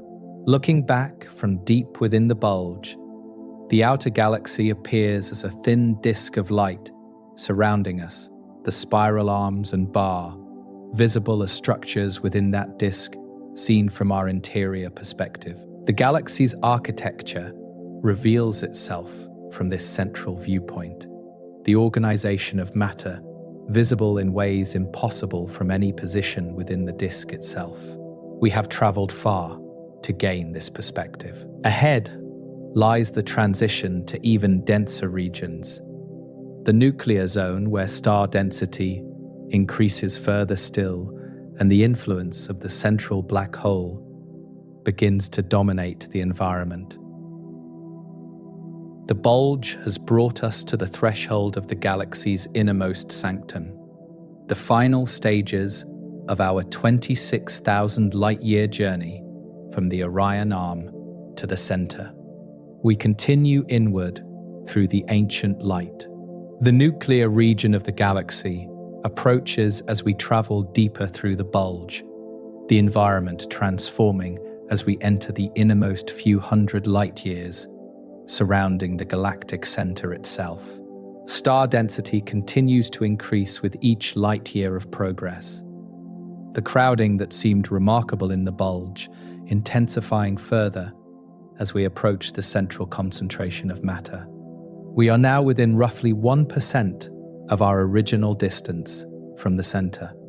The final stages of the journey bringing us into territory where conditions differ fundamentally from anywhere we have traveled before tonight. The inner few hundred light years contain approximately 10 million solar masses of material, an enormous concentration of matter compressed into a region that seems tiny compared to the vast distances we have already crossed. This central concentration includes stars, gas, dust, and at the very heart, the supermassive black hole that anchors everything in its gravitational grip. Star density reaches perhaps 1,000 stars per cubic light year in some portions of this region, 250,000 times denser than our home neighborhood in the outer galaxy. The crowding is becoming extreme. Stars here move faster than anywhere else in the galaxy, except the very innermost zone surrounding the black hole itself, their orbital velocities reflecting the intense gravitational field of the central mass concentration. While stars in the outer galaxy orbit at speeds of perhaps 200 kilometers per second, stars in this region race along at hundreds of kilometers per second faster, pulled by the concentrated gravity toward higher velocities. The pace of everything quickens as we approach the center. The interstellar medium in this region, called the central molecular zone, contains vast amounts of gas and dust organized into complex structures unlike anything in the outer galaxy. Giant molecular clouds lurk here, dense concentrations of gas with temperatures and densities that support the formation of complex molecules not found in more diffuse regions. The chemistry of this zone is rich and active, with over 100 different molecular species detected in the clouds that orbit within the central few hundred light years. Despite the age of the surrounding stellar population, fresh gas continues to flow inward, fueling ongoing chemistry and occasional star formation. The magnetic field in this region is strong and complex, threaded through the gas and influencing the motion of charged particles throughout the nuclear zone. Radio observations reveal filamentary structures, traced by the magnetic field, elongated features that stretch for light years through the central gas. This magnetized environment affects how gas moves and collapses, potentially suppressing star formation in some locations while channeling it in others. The magnetic architecture of the galactic center is still being mapped and understood. Massive star clusters populate this region, dense collections of stars that formed from the collapsing gas clouds of the nuclear zone in relatively recent cosmic history. The Arches cluster lies about 100 light years from the center, containing roughly 150 of the most massive and luminous stars in the galaxy, packed into a region just a few light years across. The Quintuplet cluster, similarly massive and similarly close to the center, contains some of the most luminous individual stars known anywhere. These clusters represent the extreme end of star formation. The radiation environment intensifies as we approach the center, with higher levels of X-rays, gamma rays, and cosmic rays permeating the region compared to the outer galaxy's calmer conditions. This radiation comes from various sources: hot gas, energetic stellar winds, supernova remnants, and activity associated with the central black hole itself when matter falls toward it. The environment is harsher here, less hospitable to the complex chemistry of life as we know it. Stars in this region show signs of the extreme environment they inhabit, their properties influenced by the intense gravitational field and crowded conditions that characterize the nuclear zone. Some stars have been stripped of their outer layers by close encounters with neighbors. Others have had their orbits radically altered by gravitational interactions in this dense environment. Stellar collisions, essentially impossible in the sparse outer galaxy, become conceivable here, where stars pass close enough to interact directly. The infrared sky from within this region would blaze with the combined light of millions of closely packed stars. The dust that blocks visible light, glowing as it absorbs stellar radiation and re-emits it at longer wavelengths. Infrared instruments are essential for studying this region, piercing the dust that would render it invisible to optical telescopes observing invisible light. The center has been mapped in infrared detail that reveals structures impossible to see any other way. Looking back from this deep interior position, the bulge surrounds us as a dense shell of stars, itself surrounded by the more distant disk, and its spiral arms and bar structure visible from this central perspective. The galaxy's architecture is revealed from the inside out. The organization of matter apparent in ways that cannot be perceived from any position within the outer disk. We have journeyed to gain this view. The gravitational influence of the central black hole begins to dominate stellar motions within the innermost parsecs, overcoming the distributed mass of stars and gas to become the single most important gravitational source for anything orbiting this close. The black hole's mass, 4 million times that of our Sun, concentrated in a region smaller than our solar system, creates a gravitational field intense enough to bend the paths of stars passing nearby into curved trajectories that reveal the invisible mass through their orbital shapes and velocities, measured year after year by patient astronomers. The transition zone we are passing through marks the boundary between the general bulge population and the truly nuclear region, where the black hole's influence becomes paramount.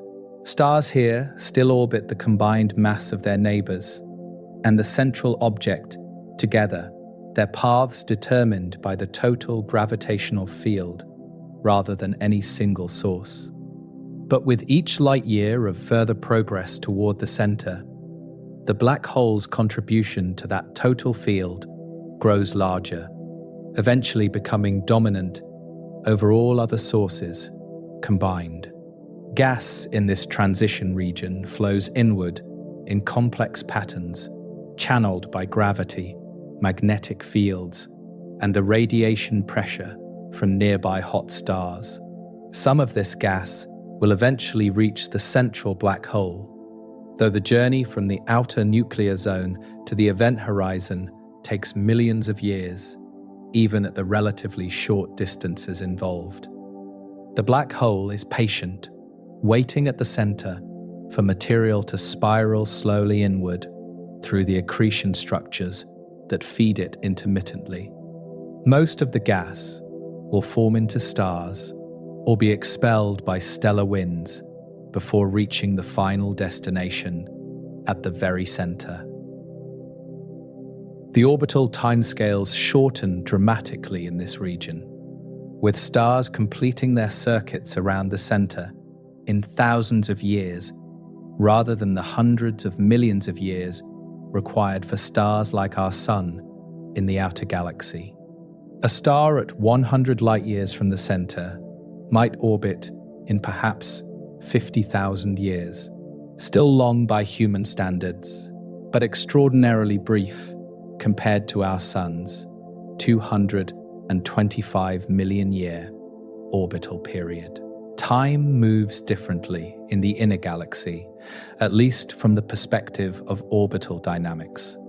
Supernova remnants populate this region, the expanding shells of gas left behind when massive stars exhausted their fuel and exploded in the recent cosmic past. These remnants are compressed and distorted by the dense environment, their expansion slowed and shaped by the gas through which they push. The remnants add energy and heavy elements to the central interstellar medium, contributing to the complex chemistry that characterizes this unique zone.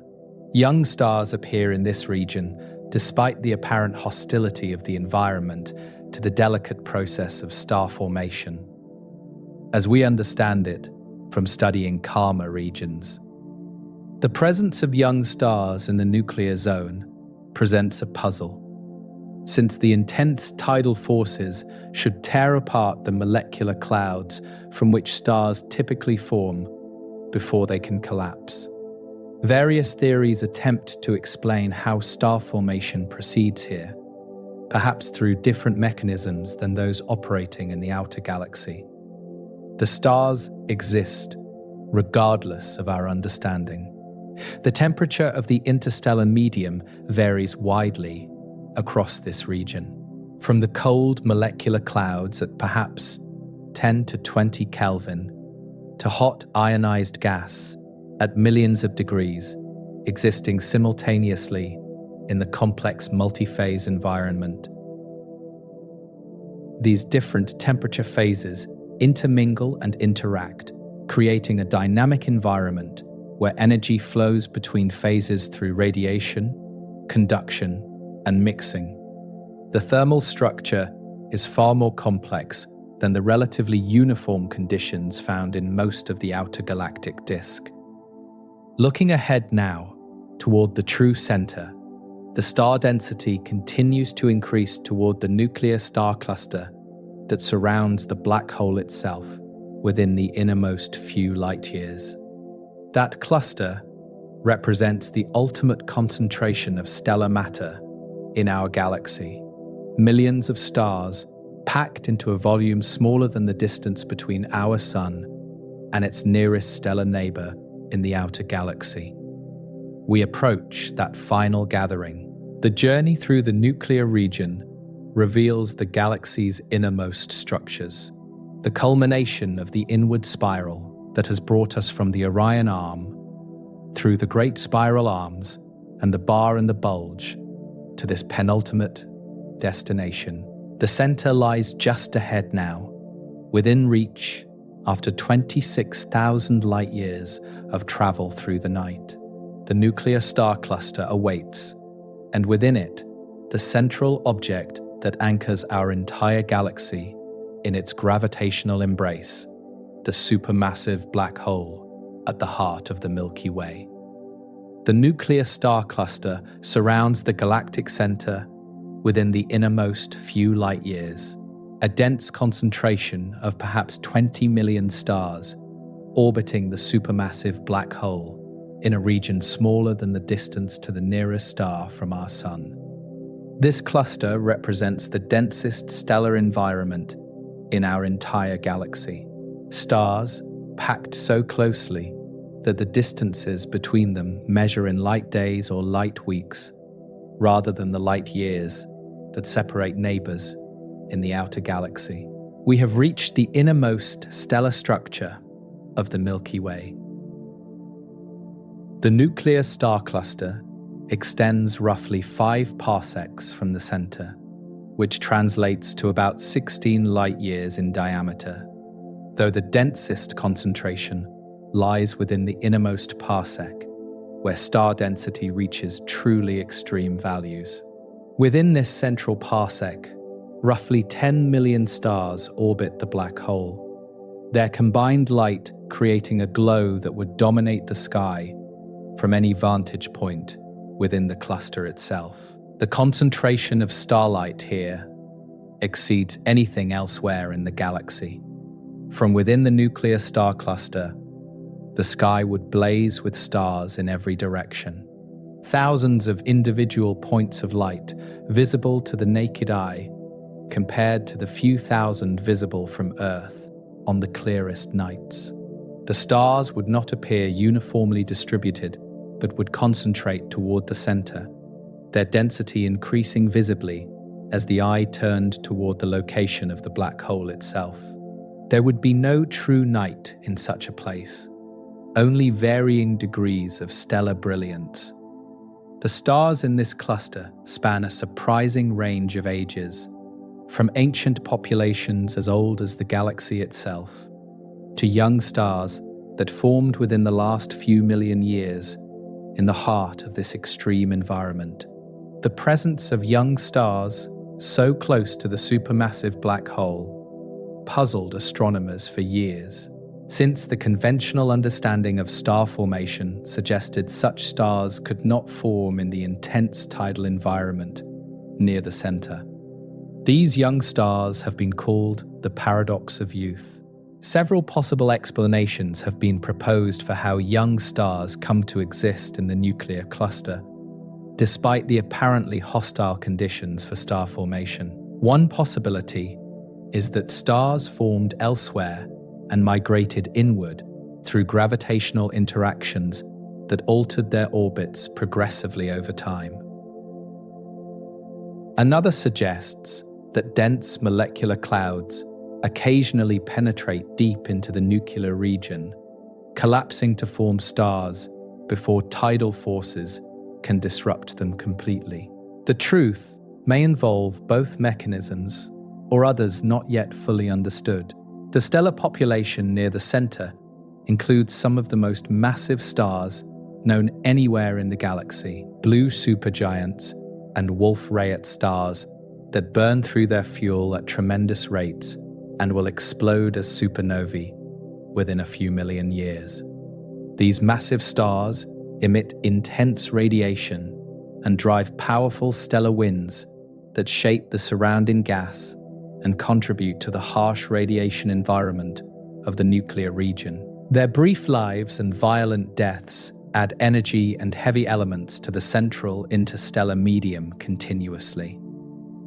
At the very heart of the nuclear cluster, within the innermost light years, lies a special population of stars known as the S-stars, named simply with the letter S, followed by numbers designating individual members of the group. These stars orbit extraordinarily close to the supermassive black hole, their paths carrying them within light hours or even light minutes of the event horizon at their closest approach. The S-stars have become the primary tools for measuring the black hole's mass. The star S2, one of the best-studied members of this inner group, completes a full orbit around the black hole every 16 years, one of the shortest orbital periods known for any star in the galaxy. At its closest approach to the black hole, S2 passes within about 120 astronomical units of the center, closer than the dwarf planet Eris orbits from our Sun in the outer solar system. This close passage carries the star to velocities that challenge comprehension.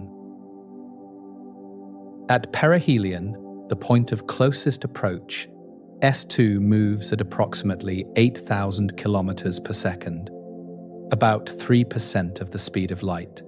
This is faster than any large object moves anywhere else in the galaxy, except for material actually falling into black holes.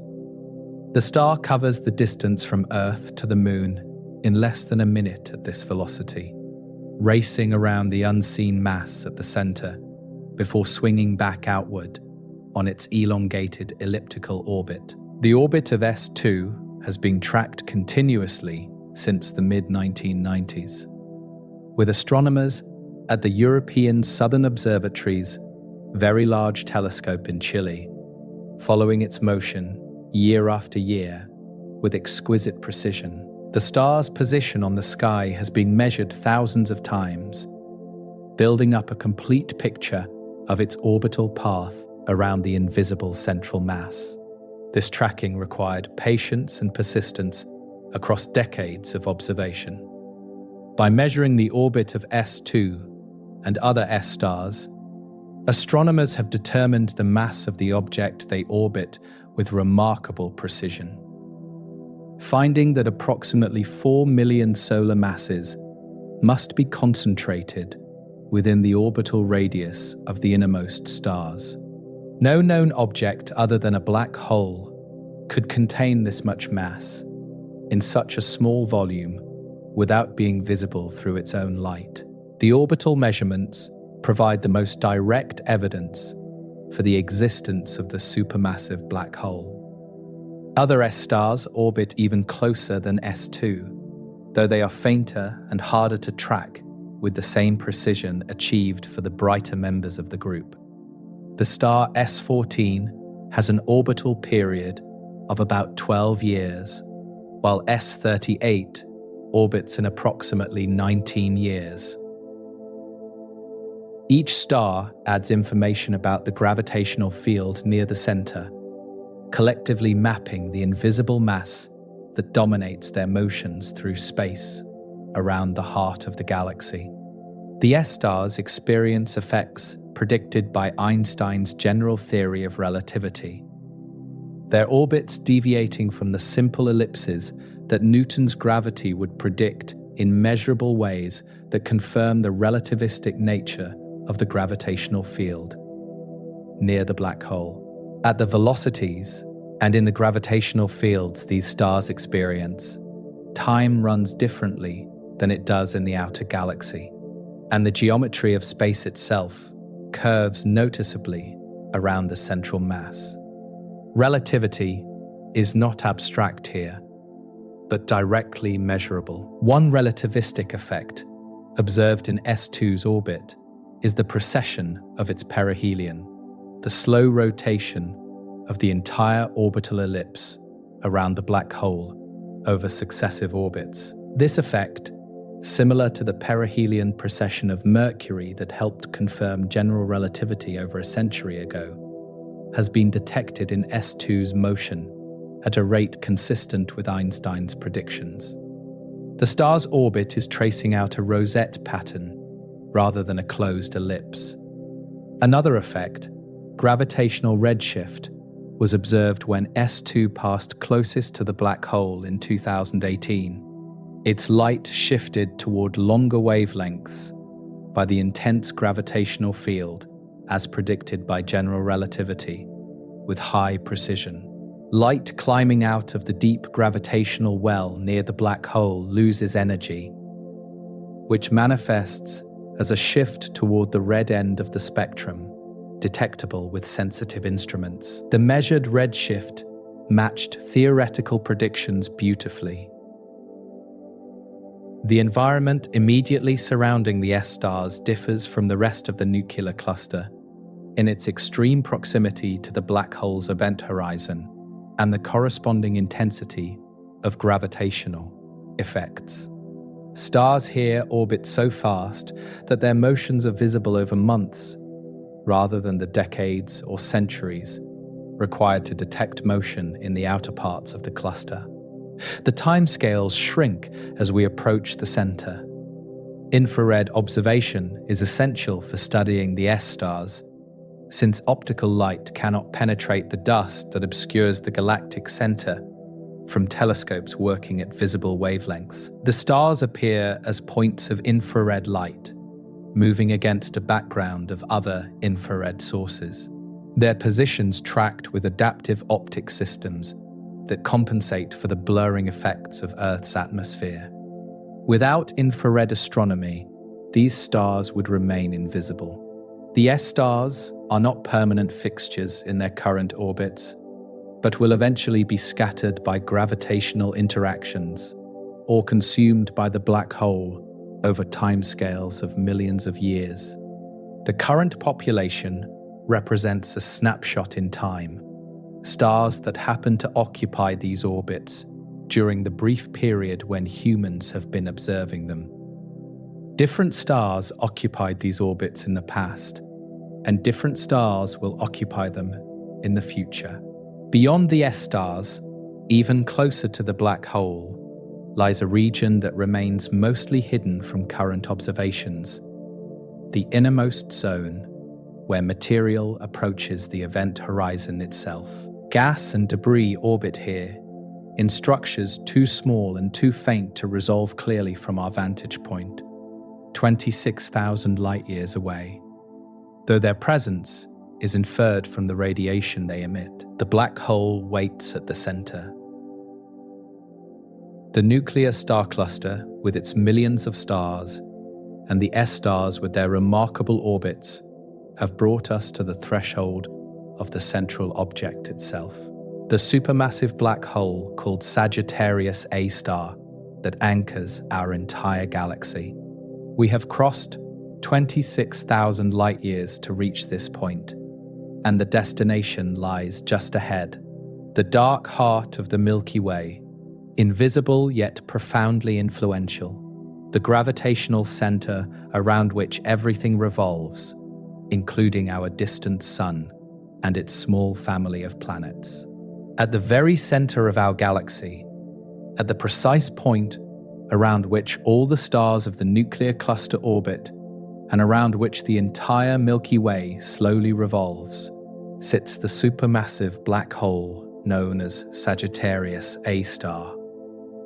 The name, written with an asterisk to distinguish it from the broader radio source region surrounding it, designates the compact object that contains 4 million times the mass of our Sun, concentrated in a space smaller than the orbit of Mercury.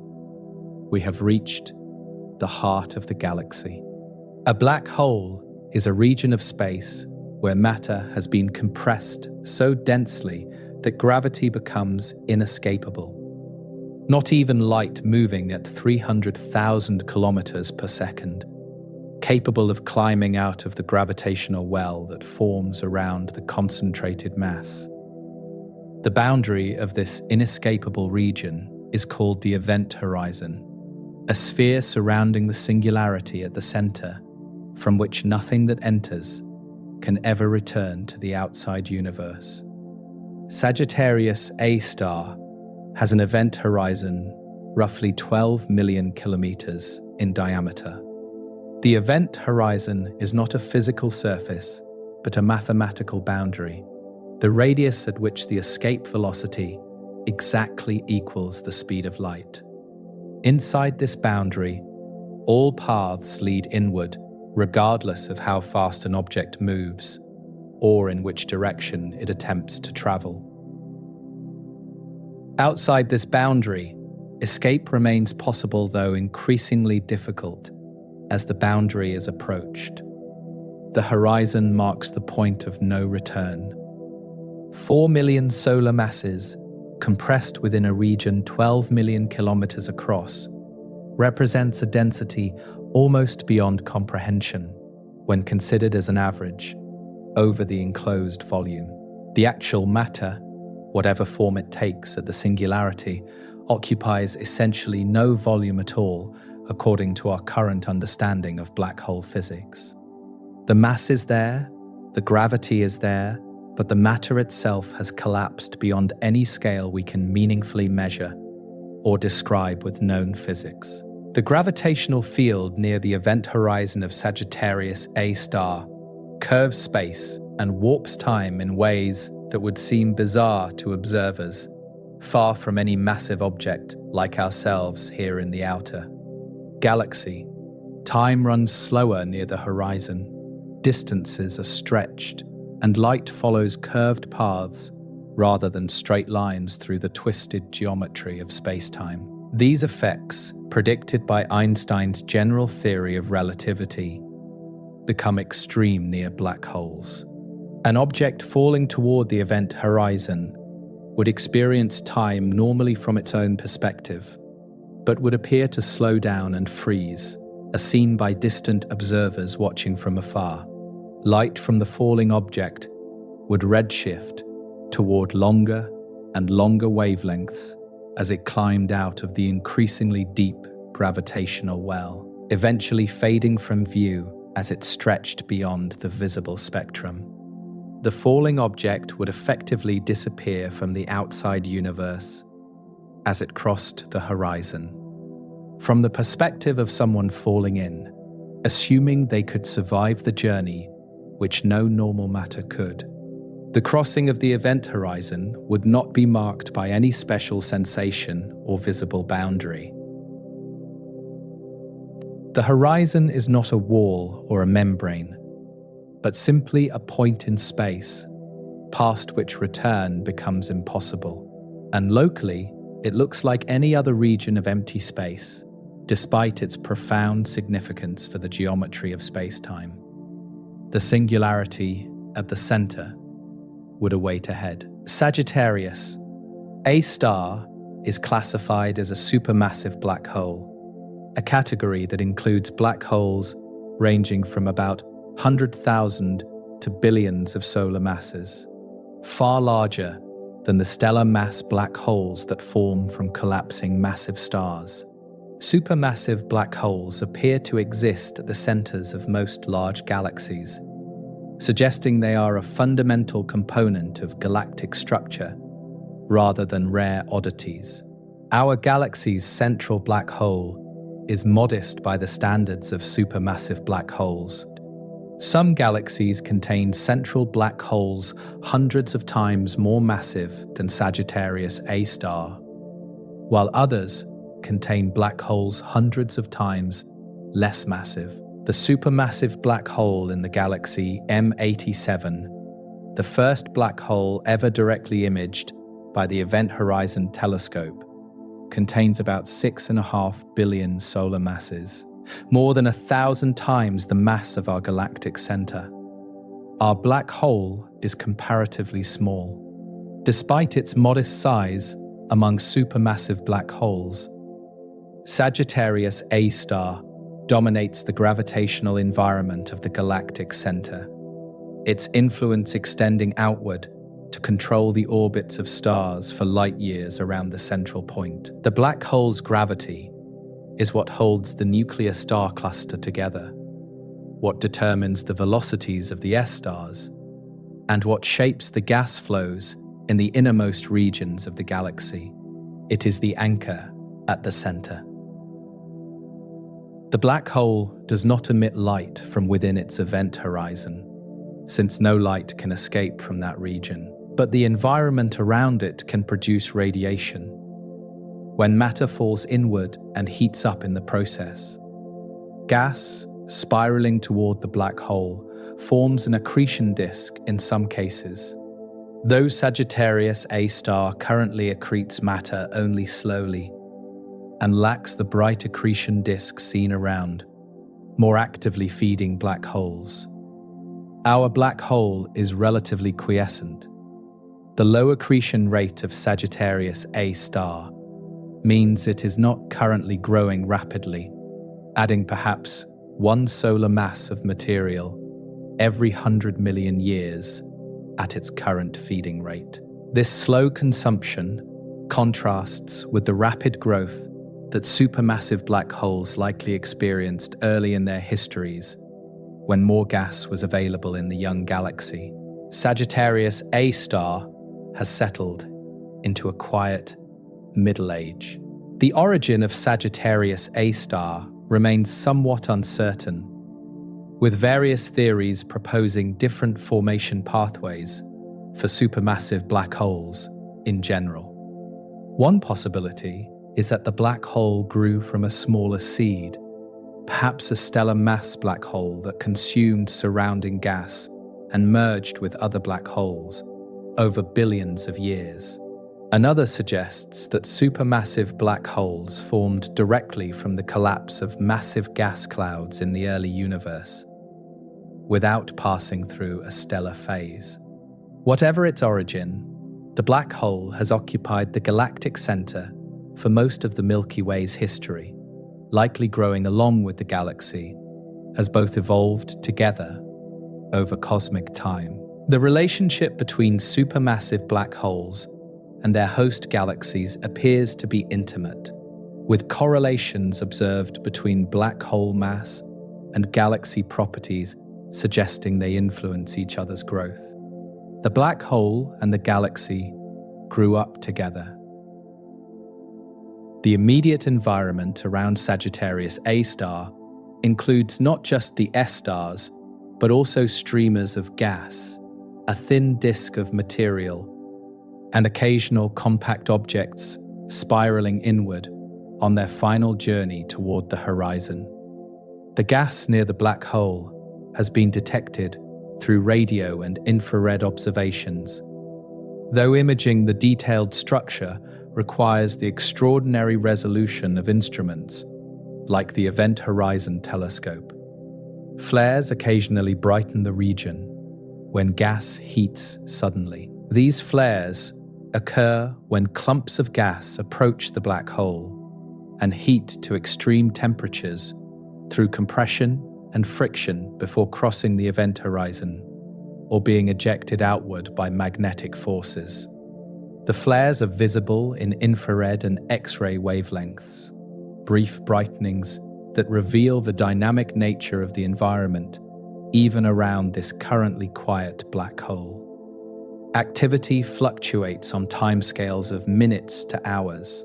The space-time around Sagittarius A star is curved dramatically by the concentrated mass, and the curvature affects everything that passes through it, including the light we use to observe the region from afar. Light from stars behind the black hole is bent around it, creating distorted images of background sources in a process called gravitational lensing. The black hole acts as a cosmic lens, warping our view of the stars beyond it. The rotation of Sagittarius A star, if it spins as most black holes are believed to, would further distort the space-time around it, dragging space itself along with the rotation, in an effect called frame dragging. This rotation affects the orbits of nearby objects and the behavior of accreting gas, though measuring the spin rate of our galactic center black hole remains an ongoing challenge. The black hole likely spins, but at an unknown rate. The event horizon of Sagittarius A star, 12 million kilometers across, would appear as a dark silhouette against any background light if we could observe it closely enough with sufficient resolution. This dark region, called the black hole shadow, was finally imaged in 2022 by the Event Horizon Telescope collaboration, confirming visually what orbital mechanics had already proven about the presence and size of the supermassive black hole. We have seen the darkness at the center. The journey of 26,000 light years has brought us to this object, this concentration of mass and gravity at the heart of our galaxy. The black hole sits silently at the center, consuming little, emitting no light from within, but shaping everything around it through its gravitational influence, extending outward for light years in all directions. We have arrived at the destination, but seeing how we came to know this object requires looking at how astronomers penetrated the dust and distance to observe what lies hidden at the galactic center. The galactic center lies hidden from ordinary view, obscured by dust spread across the 26,000 light years between our solar system and the central regions we have been exploring throughout this journey. If we attempted to observe the center using visible light, the wavelengths our eyes are sensitive to, we would see nothing but the glow of stars in front of the dust and the dark lanes where dust is thickest. The center remained unknown and unseen for most of human history. The dust that blocks our view consists of tiny grains of carbon, silicates, and ice-coated particles spread throughout the interstellar medium, each grain smaller than a fraction of a millimeter, but collectively forming an effective barrier to visible light across thousands of light years. Approximately 99.9% of visible light from the galactic center is absorbed or scattered by this intervening material before it can reach our telescopes. The center is invisible to optical astronomy. Radio waves provided the first window through this obscuring veil, their long wavelengths passing through the dust that blocks visible light, like ocean waves passing over rocks too small to impede them. In 1932, Carl Jansky discovered that radio waves were coming from the sky.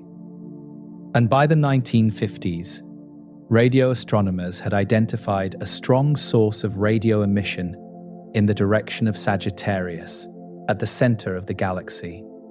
The radio universe revealed what the optical universe concealed. The radio source at the galactic center was named Sagittarius A, and subsequent observations with higher resolution revealed it to consist of multiple components with different properties and structures. The compact core of this emission, the point source at the very center, was designated Sagittarius A star, with an asterisk to distinguish it from the extended emission surrounding it. This naming convention has persisted since 1982. Infrared light also penetrates dust more effectively than visible light, though not as completely as radio waves, allowing astronomers to see the stars of the galactic center in wavelengths just longer than red light can reach our eyes. The development of infrared detectors and telescopes opened another window to the center, revealing the crowded stellar environment that optical observations could never access. The stars of the nuclear cluster became visible. The study of the galactic center accelerated dramatically with the development of large infrared telescopes equipped with adaptive optic systems that correct for the blurring effects of Earth's atmosphere in real time. The Very Large Telescope in Chile and the Keck Observatory in Hawaii pioneered these techniques, achieving resolution sharp enough to distinguish individual stars in the crowded nuclear cluster and track their motions over years of patient observation. The S-stars emerged from this work. Reinhard Genzel led a team at the European Southern Observatory using the Very Large Telescope to track stellar orbits near the galactic center, beginning in the early 1990s and continuing for decades. Andrea Ghez led a parallel effort at the Keck Observatory in Hawaii, independently measuring the same stars and reaching the same conclusions about the mass concentrated at the center. Their work converged on the same answer from different instruments. Both teams tracked the star S2 through its complete 16-year orbit, watching it swing around the invisible central mass and using its motion to calculate how much mass must be present to produce such an orbit. The precision of these measurements increased year after year as more data accumulated and techniques improved, eventually determining the black hole mass to within a few % accuracy. 4 million solar masses lie at the center. Ghez and Genzel shared the Nobel Prize in Physics in 2020 for their work demonstrating the existence of a supermassive black hole at the center of our galaxy through these decades of careful observation. Their patient tracking of stellar orbits provided the most direct and convincing evidence that the central object must be a black hole, too massive and too compact to be any other known type of object. The Nobel recognized their persistence. While infrared observations revealed the stars around the black hole itself remained invisible. detectable only through its gravitational effects on surrounding objects, rather than through any light it emitted directly. To see the black hole itself, or rather, the shadow it casts against background light, required a different approach altogether, one that would combine radio telescopes around the world into a single instrument the size of Earth.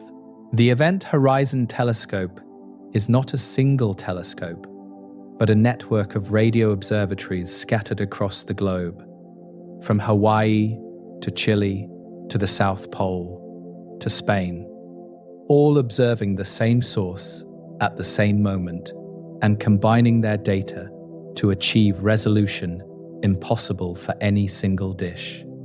This technique, called Very Long Baseline Interferometry, effectively creates a telescope with a diameter equal to the distance between its most widely separated components. The Earth itself becomes the telescope. The Event Horizon Telescope first targeted the supermassive black hole in the galaxy, M87, releasing an image in 2019 that showed the dark shadow of the black hole, surrounded by a ring of glowing gas. This was the first direct image of a black hole ever obtained, confirming visually what theory had predicted for decades about how these objects should appear when viewed at sufficient resolution. The shadow was real. Sagittarius A star presented a greater challenge than M87, because our galactic center black hole is about 1,000 times less massive and correspondingly smaller, requiring the same angular resolution but producing a dimmer and more rapidly varying image as gas orbits the smaller black hole on shorter timescales. Material orbits M87's black hole in days to weeks, while material orbits Sagittarius A star in minutes to hours, blurring the image as the appearance changes during the observation. Despite these challenges, the Event Horizon Telescope collaboration released an image of Sagittarius A star in May of 2022, revealing the dark shadow of our galaxy's central black hole, surrounded by a ring of light from hot gas orbiting just outside the event horizon. The image required combining data from 8 observatories over multiple observation campaigns and developing sophisticated new analysis techniques to handle the rapid variability of the source. The image of Sagittarius A star shows a fuzzy ring of orange light about 52 micro-arcseconds across, approximately the angular size of a donut on the surface of the Moon as seen from Earth. At the center of this ring lies the dark shadow of the black hole itself, the region from which no light can escape, and which therefore appears as darkness against the brighter surrounding emission. This is the black hole. The ring of light in the image comes from gas, heated to billions of degrees as it orbits the black hole at significant fractions of the speed of light, compressed and energized by the extreme gravitational field near the event horizon. The gas glows brightly in radio waves that the Event Horizon Telescope detects, tracing out the innermost stable orbit around the black hole before material crosses the event horizon and disappears forever. The size of the shadow matches theoretical predictions for a black hole of 4 million solar masses, independently confirming the mass determined from stellar orbits using a completely different method based on general relativity and the behavior of light near the event horizon.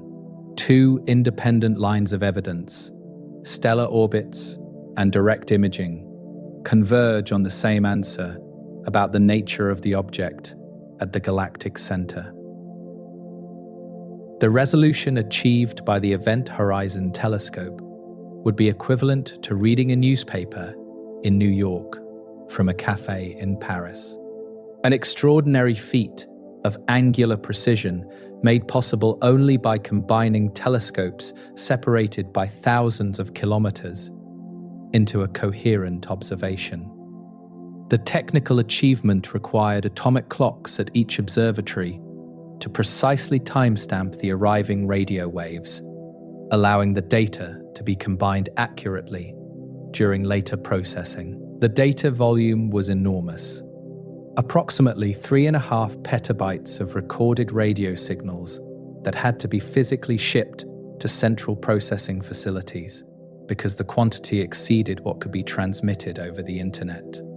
In any reasonable time, hard drives flew on airplanes from observatories around the world to correlation centers, where the painstaking work of combining the signals into an image could begin. Years of processing followed the observations. The image of Sagittarius A star, fuzzy though it appears, represents one of the most remarkable achievements in the history of astronomy. The direct visual confirmation of an object whose existence was inferred from theory and indirect evidence for decades before we could finally see it with our own instruments. The center of our galaxy, hidden behind 26,000 light-years of dust, has revealed itself to human ingenuity and persistence. Future observations with the Event Horizon Telescope and planned successor instruments will provide sharper images and may eventually reveal the motion of gas around the black hole in real time, creating movies of material orbiting the event horizon at relativistic speeds. The black hole that seemed forever hidden has become an object of direct observation. The journey of 26,000 light-years ends here. At the center, we have now seen the dark heart of our galaxy surrounded by its ring of fire. We have traveled from our home in the Orion Arm, through the spaces between stars, through the great spiral arms, through the bar and the bulge, to the nuclear cluster and the S-stars, and finally to the black hole itself, visible at last after centuries of wondering what lay at the center of the river of light we call the Milky Way. The center of our galaxy has always been there, anchoring the vast spiral of stars that we see stretching across the night sky as the pale band of the Milky Way. For most of human history, that center was unknown and unknowable, hidden behind the dust that blocks our view, and far too distant to imagine with any accuracy.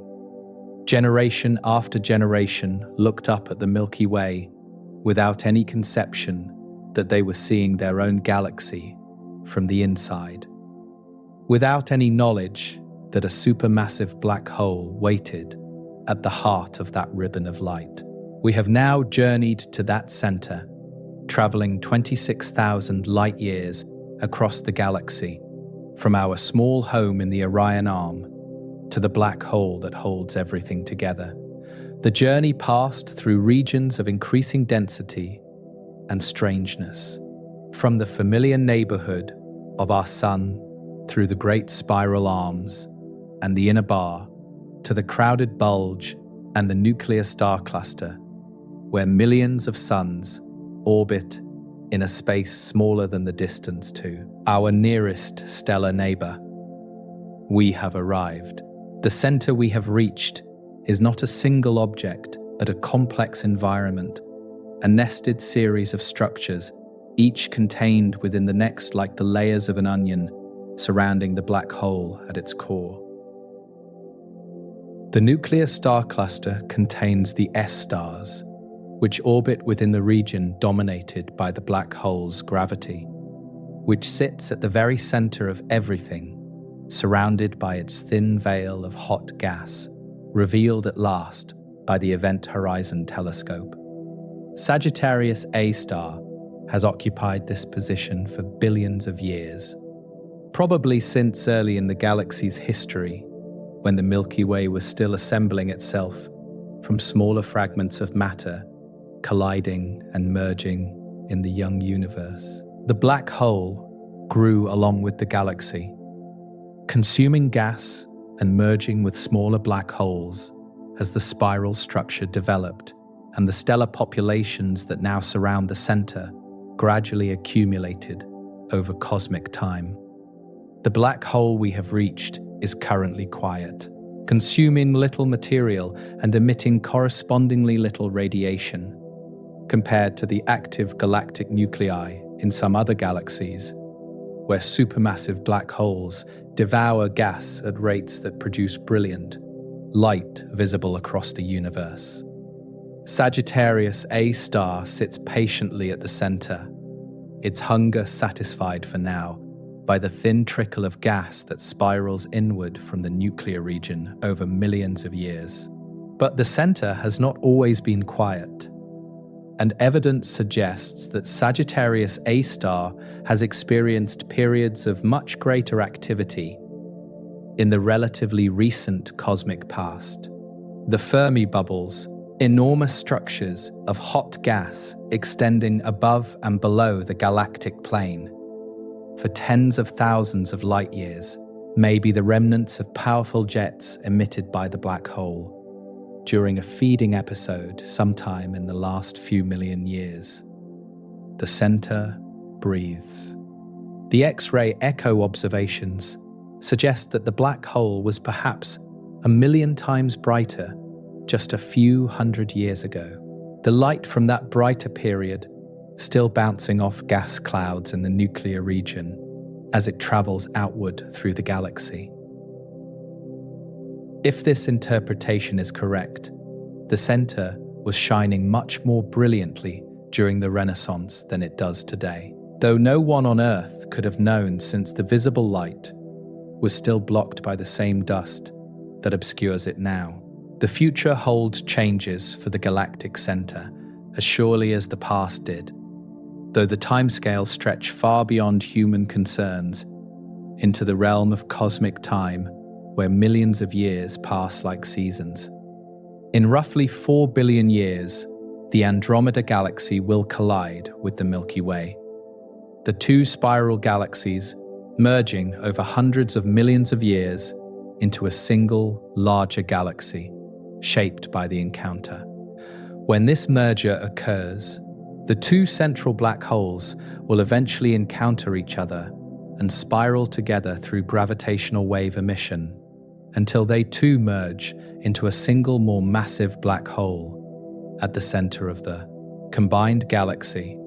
The process will take hundreds of millions of years after the galaxy's first touch, but the outcome is certain given the physics of gravitational interaction.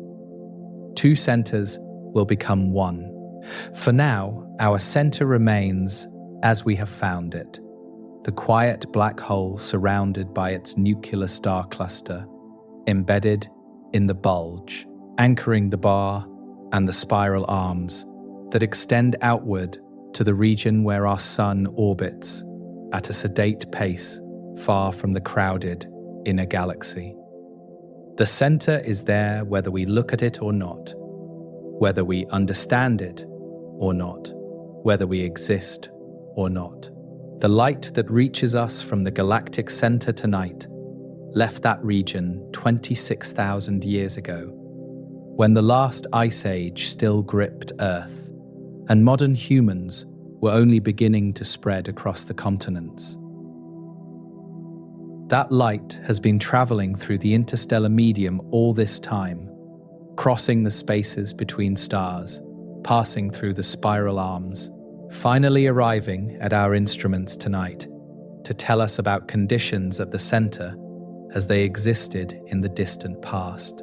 If something dramatic happened at the galactic center tonight, we would not know about it for another 26,000 years, the time required for light or any other signal to cross the distance between the center and our position in the outer galaxy. This delay means we always see the center as it was, never as it is, a window into the past rather than a live view of current conditions at the heart of the Milky Way. The center influences us nonetheless across this vast distance, the gravity of the central mass concentration contributing to the orbital motion of our Sun around the galaxy. We complete one orbit every 225 million years or so, circling the center that we cannot see with our eyes, but that we feel through the gentle pull of its gravity, drawing us along our curved path through space and time. The Sun has completed perhaps 20 orbits since it formed 4.5 billion years ago, and it will complete many more before it exhausts its fuel and swells into a red giant billions of years in the future. Throughout all this time, the center will be there, the black hole patiently waiting, as stars orbit and gas flows, and the galaxy slowly evolves around it, like a wheel turning on an axle, too distant to see clearly.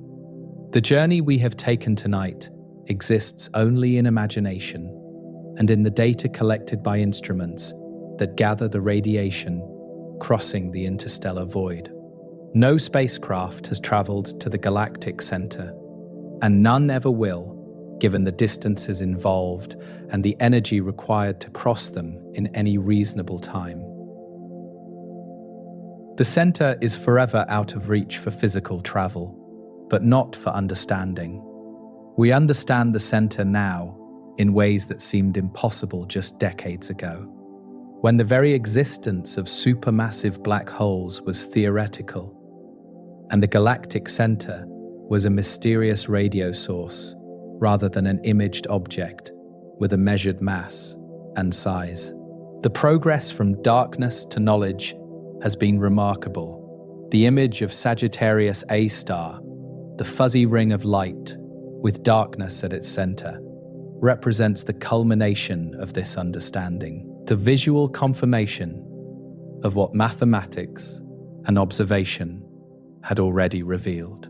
The center is real, the black hole is there, and we have seen it with instruments of our own making, reaching across 26,000 light years of space. Looking back now from the center toward home, the journey unfolds in reverse through memory, the nuclear cluster giving way to the bulge to the bar to the inner galaxy, and then outward through the great spiral arms to the Orion Spur, where our Sun sits with its small family of worlds orbiting in the quiet outer galaxy. The entire distance stretches between where we imagine ourselves and where we actually reside. The galaxy contains us within its structure, like a city contains its inhabitants, each of us located at a particular address in the vast spiral of stars and gas and dust that constitutes the Milky Way. Our address is the Orion Arm, 26,000 light years from the central district, a quiet neighborhood far from the crowded core, where conditions are extreme and stars are packed impossibly close together.